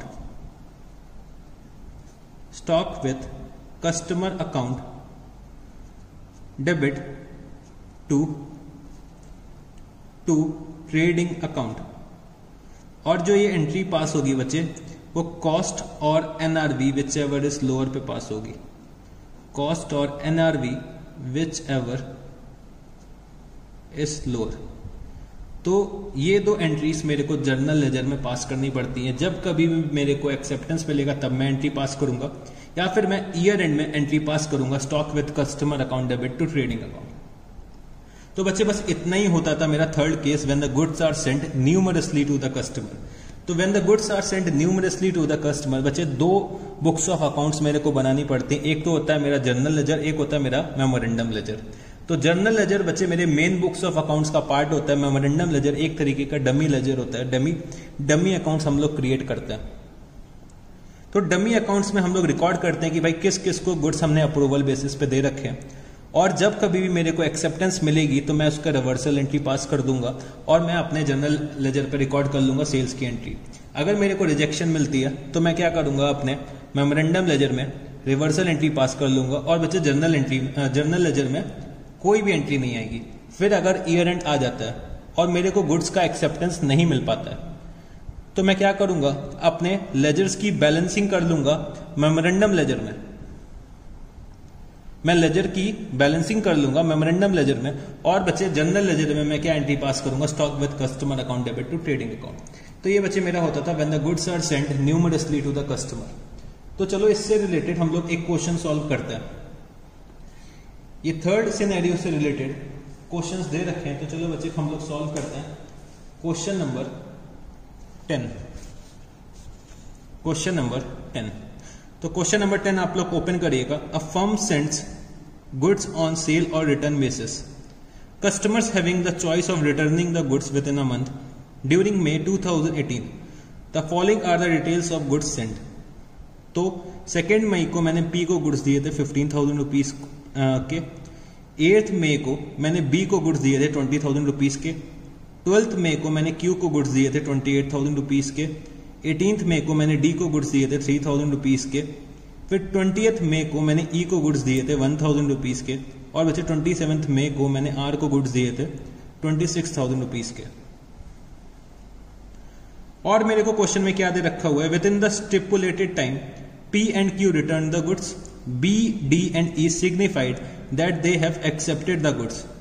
Show in the books of the firm the sales or return account and the customer P for sale or return account on 15th June 2016. तो मेरे को सेल और रिटर्न अकाउंट बनाना है और customer P के account को बनाना है। तो मेरे को यहाँ पे क्या करना है, मेमोरेंडम लेजर बनाना है। मेरे को यहाँ पे मेमोरेंडम लेजर में सेल और रिटर्न अकाउंट बनाना है और मेरे को कस्टमर पी का अकाउंट बनाना है। तो हमें ये बनाना आता है। तो फटाफट से चलो क्वेश्चन नंबर 10 को सॉल्व करते हैं। तो मैंने यहाँ पे क्या लिखा, क्वेश्चन नंबर 10, और मैंने यहाँ पे लिखा गुड्स सेंट और रिटर्न अकाउंट, गुड्स सेंट और रिटर्न अकाउंट। तो मेरे को यहाँ पे गुड्स सेंट और रिटर्न अकाउंट बनाना है। तो चलो बच्चे फटाफट से बनाते हैं। तो मैंने यहाँ पे क्या करा, मैंने यहाँ पे एक यहाँ पे लाइन ड्रॉ कर दी, ठीक है जी। फिर मैंने यहाँ पे लिखा 31 मई 2016 का है बच्चे क्वेश्चन। तो 2016 31 में तो मैंने टोटल जो सेल्स कर रखी है, टोटल जो सेल्स कर रखी है अप्रूवल बेसिस में, तो वो मैं कैसे रिकॉर्ड करूंगा। तो मैं यहाँ पे लिखूंगा बाय सन्ड्रीज, और मैं यहाँ पे क्या लिख दूंगा ब्रैकेट में, गुड्स सेंट ऑन सेल और return basis, goods Saint on sale और रिटर्न बेसिस। तो मैंने टोटली कितने गुड्स सेल और रिटर्न बेसिस में दे रखे हैं। तो बच्चे इन सब को ऐड करना आप लोग, 15,000 plus 20,000 plus 28,000 plus 3,000 plus 1,000 plus 26,000। तो इसका अगर आप लोग टोटल करते तो बच्चे कितना आएगा, तो इसका आ जाएगा सर, टोटल इसका आएगा, इसका जो टोटल है वो बच्चे आएगा 93,000। तो जब कभी भी हम लोग अपने डे बुक से यहाँ पे बैलेंस लेकर आते हैं तो बच्चे टोटल लेकर आते हैं। हम लोग क्या करते हैं, मंथ एंड में क्या करते हैं, उसका बैलेंस निकालते हैं कि भाई हमने टोटली मंथली सेल कितनी कर रखी है। तो हम लोग एक मंथ में एंट्री पास कर देते थे। तो ये चीज हम लोग सेल्स बुक और परचेज डे बुक में भी करते थे कि भाई हम लोग एक टाइम तक उसमें रिकॉर्ड करते रहते हैं, फिर हम लोग मंथली या वीकली जो भी हमारा ऑर्गेनाइजेशन की पॉलिसी है उसके हिसाब से हम लोग पोस्टिंग कर देते थे। तो मैंने यहाँ पे क्या लिखा, बाय सन्डीज 93,000 रुपीज की जो सेल है वो हमने ऑन अप्रूवल बेसिस करी है। तो ये एंट्री मैंने 31 मई को यहाँ पे पास कर दी, ठीक है जी। फिर मेरे को यहाँ पे पता चलता है कि जो हमारे P and Q हैं वो यहाँ पे गुड्स रिटर्न कर देते हैं। P and Q गुड्स यहाँ पे रिटर्न कर देते हैं और B, D और E सिग्निफाई करते हैं कि भाई उन्होंने गुड्स एक्सेप्ट कर लिए। तो हम लोगों ने क्या सीखा था कि भाई मेमोरेंडम लेजर के केस में अगर गुड्स एक्सेप्ट कर लेते हैं तब भी मेरे को रिवर्सल एंट्री पास करनी है, और अगर गुड्स रिजेक्ट कर देते हैं तब भी मेरे को यहाँ पे रिवर्सल एंट्री ही पास करनी पड़ेगी। तो मैंने यहाँ पे क्या लिखा, 2016 मैंने यहाँ पे लिखा 31 मई। तो 31 मई को मैंने मान लिया कि भाई गुड्स जो हैं वो एक्सेप्ट कर लिए हैं। किसने एक्सेप्ट कर लिए, बी, डी और ई ने एक्सेप्ट कर लिया। बी, डी और ई ने गुड्स एक्सेप्ट कर लिए। तो मैंने यहाँ पे क्या लिखा, टू सन्डीज या फिर मैं लिख सकता था टू बी, डी और ई का अकाउंट। तो मैंने यहाँ पे डायरेक्टली लिख दिया टू सन्डीज और बच्चे सेल्स, क्योंकि ये मेमोरेंडम लेजर है तो मैं ऐसे भी लिख सकता हूँ क्योंकि ये डमी अकाउंट है। और मैंने जो ये टोटल सेल्स करी वो बच्चे कितना हो जाएगा, तो बी का जो है बच्चे वो 20,000, डी का 3000 और ये है 1000, तो ये कितना हो गया टोटल 24,000। फिर मेरे को पता चलता है कि भाई पी और क्यू ने गुड्स को रिजेक्ट कर दिया, पी और क्यू ने गुड्स को रिजेक्ट कर दिया। तो मैं यहां पे क्या करता हूं, मैं यहां पे एंट्री पास कर देता हूं कि भाई टू सन्ड्रीज और मैं यहां पे क्या लिख देता हूं, रिटर्न। तो भाई पी और क्यू ने गुड्स को रिटर्न कर दिया, तो मैंने यहां पे लिखा 15,000 प्लस 28,000, तो टोटल कितना हो गया 43,000। और बच्चे जो मेरे रिमेनिंग गुड्स हैं उसमें अभी तक कोई भी इंटीमेशन नहीं आई है, तो मैंने यहाँ पे क्या लिखा 15 जून को मेरे को क्वेश्चन बोल रहा है कि भाई बैलेंस कर दो, तो मैं 15 जून को बैलेंस कर दूंगा। तो मैंने यहाँ पे क्या लिखा, टू बैलेंस कैरीड डाउन। और अभी तक आर ने अपनी इंटीमेशन नहीं दी है, तो मैंने यहाँ पे लिखा कितना 26,000 रुपीज। और यहाँ पे बच्चे मैंने क्या करा, इस अकाउंट को क्लोज कर दिया। और क्वेश्चन ने मेरे से क्या कह रखा है कि भाई पी का अकाउंट भी बना के दिखा दो, तो पी का अकाउंट भी चलो बना लेते हैं हम लोग फटाफट से। तो मैंने यहां पे क्या लिखा 2016 May 31 और मैंने यहां पे लिखा बाय। तो पहले जो मैं एंट्री रिकॉर्ड करूंगा बच्चे, पहले मैं अप्रूवल की एंट्री रिकॉर्ड करूंगा। तो पहले मैं May 31 की अप्रूवल की एंट्री रिकॉर्ड करता हूं। तो टू सेल और रिटर्न डे बुक। तो हम लोग पहले क्या करते हैं, पी के अकाउंट में डे बुक से एंट्री लेकर आते हैं। तो पी को मैंने कितने गुड्स अप्रूवल पे दिए थे 15,000 रुपीज के, और 15,000 रुपीज में मेरे को क्या मिला है, रिजेक्शन मिली है। पी ने क्या करा 15,000 रुपीज के गुड्स वापस कर दिए। तो मैंने यहाँ पे क्या लिखा, टू बाय सेल और रिटर्न अकाउंट, या फिर मैं ये भी लिख सकता था गुड्स सेंट और रिटर्न अकाउंट। ठीक है जी। तो 15,000 रुपीज की मेरे को रिजेक्शन मिल गई, तो यहाँ पे बच्चे मैंने पी का अकाउंट भी बना दिया। तो यहां पे हम लोगों ने क्वेश्चन नंबर 10 सॉल्व कर लिया। तो चलो बच्चे अब हम लोग अपने नेक्स्ट क्वेश्चन पे चलते हैं। तो क्वेश्चन नंबर 11, तो क्या दे रखा हुआ है, X supplied goods on sale और return basis to customers, the particulars of which are as under. Date of dispatch क्या दे रखी हुई है, 10th December 2016 में sir ABC rupees 10,000, no information till 31st December 2016. 12th December 2016 Messer DEF rupees 15,000, returned on 16th December 2016. फिर दे रखा हुआ है 15th December 2016 Messer GHI 12,000 rupees, goods worth rupees 2,000, returned on 20th December 2016. फिर बचे 20th December 2016 Messer DEF 16,000 rupees के goods दिए हैं इनको अप्रूवल पे, और बचे goods retained on 24th December 2016। फिर बचे 25th December 2016 को मैंने गुड्स दिए मैं सर ABC को 11,000 रुपीज के, goods retained on 28th December 2016। फिर 30th December 2016 में सर GHI रुपीज 13,000 रुपीज के गुड्स इनको दे रखे हैं अप्रूवल बेसिस के लिए, no information till 31st December 2016। Goods are to be returned within 15 days from the dispatch, following which it will be treated as sales. The books of X are closed on 31st December 2016. और मेरे को इस question में क्या करना है, तो मेरे को दे रखा है prepare the following accounts in the books of X. Goods on sale or return sold and return day book, goods on sale or return total account। और ये बच्चे जो क्वेश्चन है वो आरटीपी में 2018 एंड नवंबर 2019 में आ चुका है। तो ये क्वेश्चन भी बच्चे बहुत अच्छा क्वेश्चन है। तो चलो इसको सॉल्व करने की कोशिश करते हैं।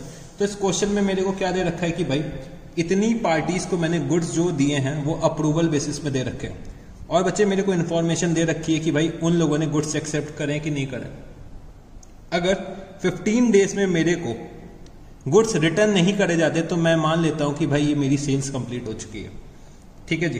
तो यहां पे अगर मैं मैसर ABC की बात करूं तो इनकी कोई इन्फॉर्मेशन नहीं आई है टिल 31st December 2016। तो इसका मतलब क्या हुआ, 10 से अगर मैं 15 डेज ऐड करता हूं तो 25th December। तो भाई 25th December गुजर चुका, तो ये मेरी सेल कन्वर्ट हो गई, ये गुड्स मेरे वापस आ गए, ये 2,000 रुपीज के गुड्स मेरे वापस आ गए, और बाकी मेरी क्या हो गई होगी, सेल्स हो गई होगी।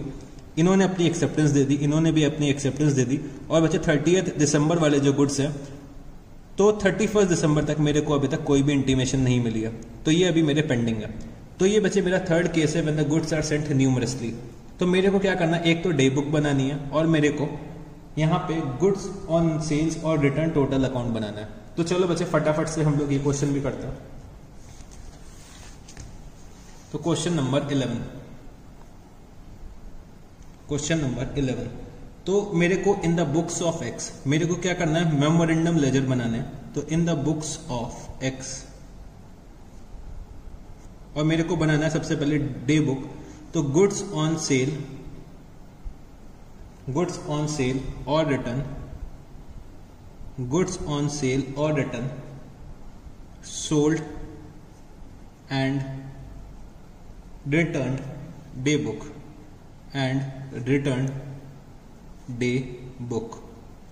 तो मेरे को एक गुड्स ऑन सेल और return, sold and return day book बनानी है। तो मैं यहाँ पे क्या लिखता हूं, डेट, कि भाई डेट ऑफ डिस्पैच मेरे को दे रखी है, तो मैंने यहाँ पे लिखा डेट, और मैंने यहाँ पे लिखा नेम ऑफ द कस्टमर, फिर मैंने यहाँ पे लिखा लेजर फोलियो नंबर, फिर मैंने यहाँ पे लिखा कि भाई मैंने कितने अमाउंट के गुड्स इनको दे रखे हैं, और मैंने यहाँ पे क्या लिखा कि भाई 15 डेज कब कंप्लीट होंगे, और कितने गुड्स सोल्ड हो चुके हैं और कितने गुड्स मेरे को रिटर्न हो गए। तो सबसे पहले मेरे को यहाँ पे डे बुक बनानी है, ठीक है जी। तो फटाफट से यहाँ पे मेरे साथ पहले कॉलम्स ड्रॉ कर लीजिए, फिर हम लोग इस क्वेश्चन को स्टार्ट करते हैं।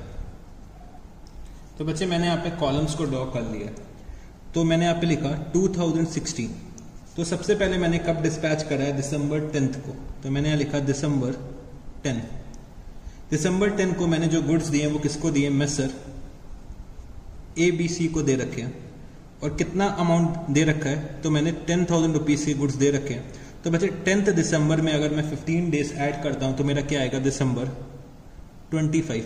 तो मेरे को अभी तक इन गुड्स की कोई भी इंटीमेशन नहीं मिली, और 25 दिसंबर पास ऑन हो चुका है। तो मैं क्या मान लूंगा कि ये जो गुड्स हैं वो बच्चे मेरे सेल हो चुके हैं। तो मैंने यहाँ पे लिखा सोल्ड कितना, 10,000 रुपीज। फिर मैंने यहाँ पे लिखा दिसंबर 12, और मैंने यहाँ पे क्या लिखा, मेसर DEF, और जो मैंने इनको गुड्स दे रखे हैं वो कितने के दे रखे हैं, 15,000 रुपीज के दे रखे हैं। और बच्चे इन्होंने क्या करा, इन्होंने मेरे को 16 दिसंबर को गुड्स वापस कर दिए। तो मैंने यहाँ पे क्या लिखा, दिसंबर 16। तो बच्चे ये वाले डेट के कॉलम में मैं क्या रिकॉर्ड कर रहा हूं कि भाई किस दिन एक्सेप्टेंस या फिर मेरे को रिजेक्शन मिल जानी चाहिए।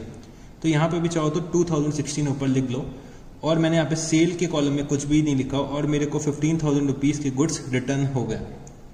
मैंने यहाँ पे क्या लिखा, दिसंबर 15, और मैंने यहाँ पे लिखा मेसर GHI 12,000 रुपीज के इनको गुड्स दिए थे, 12,000 रुपीज के गुड्स इनको दिए थे, और इन्होंने दिसंबर 20 को बोला कि भाई मेरे को 10,000 रुपीज के गुड्स एक्सेप्ट हैं, और मैं क्या करता हूँ 2,000 रुपए के गुड्स आपको वापस करता हूँ। तो इन्होंने 10,000 रुपीज के गुड्स को एक्सेप्ट करा और 2,000 के गुड्स को रिटर्न कर दिया।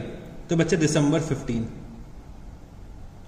फिर बच्चे हम लोग यहाँ पे आते हैं दिसंबर 28, दिसंबर 20 पे। तो यहाँ पे मैंने जो गुड्स दिए वो किसको दिए, मेसर DEF, और जो मैंने ये गुड्स दे रखे हैं वो बच्चे कितने के हैं, 16,000 रुपीज के। और इन्होंने अपनी एक्सेप्टेंस कब दे दी है, दिसंबर 24 को अपनी एक्सेप्टेंस दे दी है। तो 16,000 रुपीज की यहाँ पे मेरी सेल्स हो चुकी है। फिर बच्चे दिसंबर 25 आता है, तो मैंने फिर से गुड्स मेसर ABC को दे रखे हैं, और इस बार जो गुड्स दिए हैं बच्चे 11,000 रुपीज के दे रखे हैं, और इन्होंने अपनी एक्सेप्टेंस दिसंबर 28 को दे दी है। तो मैं यहाँ पे इसको सेल मान लूंगा 11,000 रुपीज की। फिर बच्चे दिसंबर 30 आता है, और मैंने जो गुड्स दे रखे हैं मेसर GHI को दे रखे हैं। तो मेसर GHI को 13,000 रुपीज के गुड्स दे रखे हैं। कब दिए हैं, दिसंबर 30 को। तो भाई 31 दिसंबर आ जाती है और अभी तक कोई इंटीमेशन नहीं आता है, तो ना ही हम लोग इसको सेल्स मान सकते हैं, ना ही हम लोग इसको रिटर्न मान सकते हैं। तो अगर मैं टोटल देखना चाहूं तो टोटल मैंने जो गुड्स दे रखे हैं ऑन अप्रूवल बेसिस वो कितने दे रखे हैं, 77,000 रुपीज के। और 77,000 रुपीज़ में से सेल कितने की कन्वर्ट हो चुकी है, 47,000 रुपीज़ की, और रिटर्न मेरे को कितने का मिला है, 17,000 रुपीज़ का रिटर्न मिला है। तो बच्चे मैंने यहाँ पे क्या करा, गुड्स ऑन सेल और return sold and return day book तो बना लिया। अब मेरे को क्या करना है, यहाँ पे मेरे को यहाँ पे गुड्स ऑन सेल और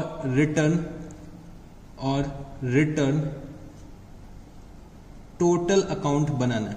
गुड्स ऑन सेल और रिटर्न टोटल अकाउंट बनाना है। तो चलो यहाँ पे मेरे साथ फटाफट से एक कॉलम आप लोग भी ड्रॉ कर दीजिए। तो यहाँ पे मेरे को अब अकाउंट बनाना है, जैसे कि मैं वहाँ पे क्या बना रहा था, सेल और रिटर्न का अकाउंट बना रहा था अपने मेमोरेंडम लेजर में। तो बच्चे वही मेरे को अकाउंट यहाँ पे बनाना है। बस इन लोगों ने यहाँ पे टोटल और ऐड कर दिया, वर्ड एक ऐड कर दिया कि जिससे कि बच्चे कंफ्यूज हो जाए कि ये कौन सा एक नया अकाउंट आ गया।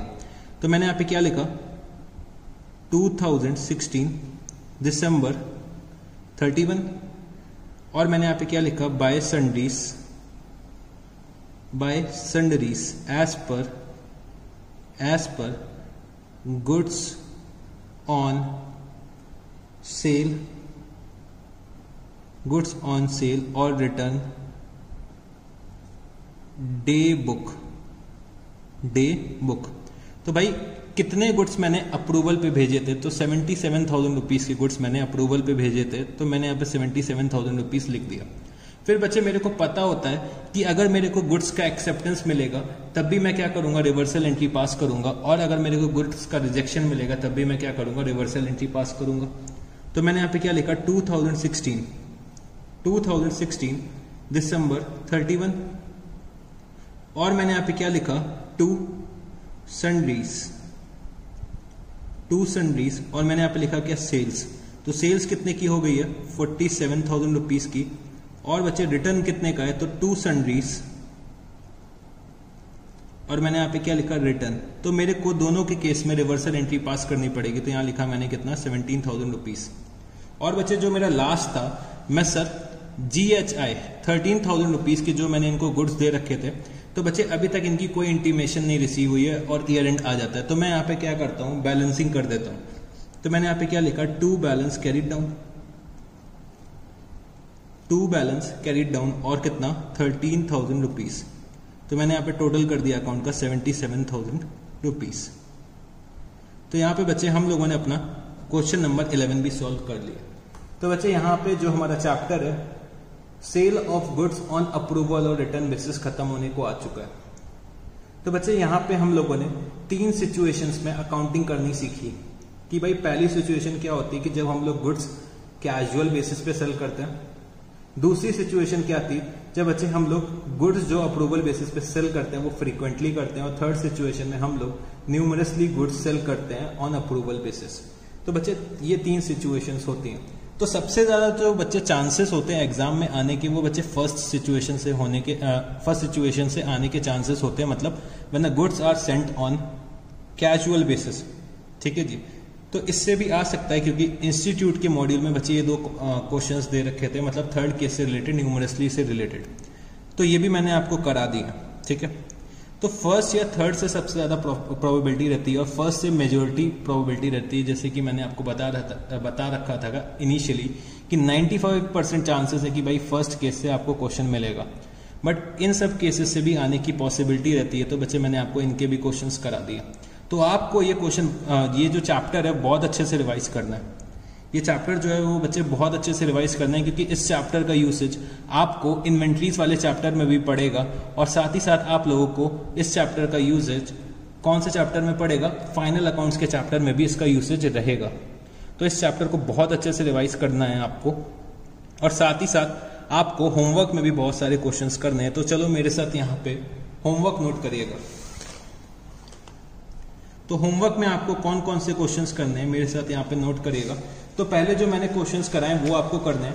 ठीक है जी, आपको मेरे सारे के सारे एग्जांपल्स पहले रिवाइज करने हैं। तो मैंने 8 एग्जांपल्स करा रखे हैं, तो वो रिवाइज करने हैं। फिर जो मैंने क्लास में क्वेश्चंस कराए हैं वो आपको रिवाइज करने हैं। फिर आपको क्या करना है, ये होमवर्क करना है। तो होमवर्क में आपको करने कौन कौन से क्वेश्चन है, क्वेश्चन नंबर 1, क्वेश्चन नंबर 2, 4, 5। तो 1, 2, 4, 5 और बच्चे क्वेश्चन नंबर 7, 8 और बच्चे क्वेश्चन नंबर 12। तो इतने क्वेश्चंस आपको होमवर्क में करना है, ठीक है जी। आपको तीनों सिचुएशंस में रिवाइज करना है कि भाई कैसे हमें अकाउंटिंग करनी होती थी, ठीक है। तो थर्ड केस में जैसे कि मैंने आपको बताया कि एक जर्नल लेजर बनता है, एक मेमोरेंडम लेजर बनता है। तो जब कभी भी एक्चुअल सेल्स होगी तभी हम लोग जर्नल लेजर पे रिकॉर्ड करेंगे, या फिर ईयर एंड में हम लोग क्या करेंगे, स्टॉक विद कस्टमर की एंट्री पास करेंगे। जब हम लोग स्टॉक की काउंटिंग करते हैं तभी सिर्फ जर्नल लेजर का यूज होता है। मेमोरेंडम लेजर बच्चे डमी लेजर होता है, तो उसमें मेरे को डे बुक बनानी पड़ती है, फिर मेरे को एक लेजर बनाना पड़ता है गुड्स ऑन सेल और रिटर्न बेसिस का, और बच्चे मेरे को इंडिविजुअल कस्टमर्स के अकाउंट बनाने पड़ते हैं।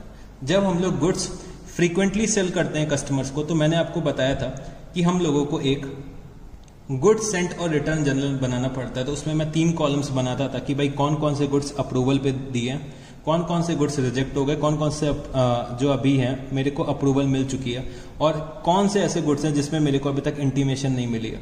तो जब कभी भी एक्चुअल सेल्स हो जाती थी तब मैं उसमें एंट्री पास करता था एक्चुअल सेल्स की, और बच्चे ईयर एंड में जो गुड्स होंगे तो उसकी मैं एंट्री पास करूंगा stock with customer to trading account. तो बच्चे ये सब चीजें हम लोगों ने कर ली हैं, और ये चैप्टर हमारा जो है वो बच्चे एंड हो चुका है। तो आपको इस चैप्टर को बहुत अच्छे से रिवाइज करना है। तो चलो बच्चे, मैं इस चैप्टर को यहीं पे एंड करता हूं। तो चलो guys, thank you, see you, tata, good night, bye bye.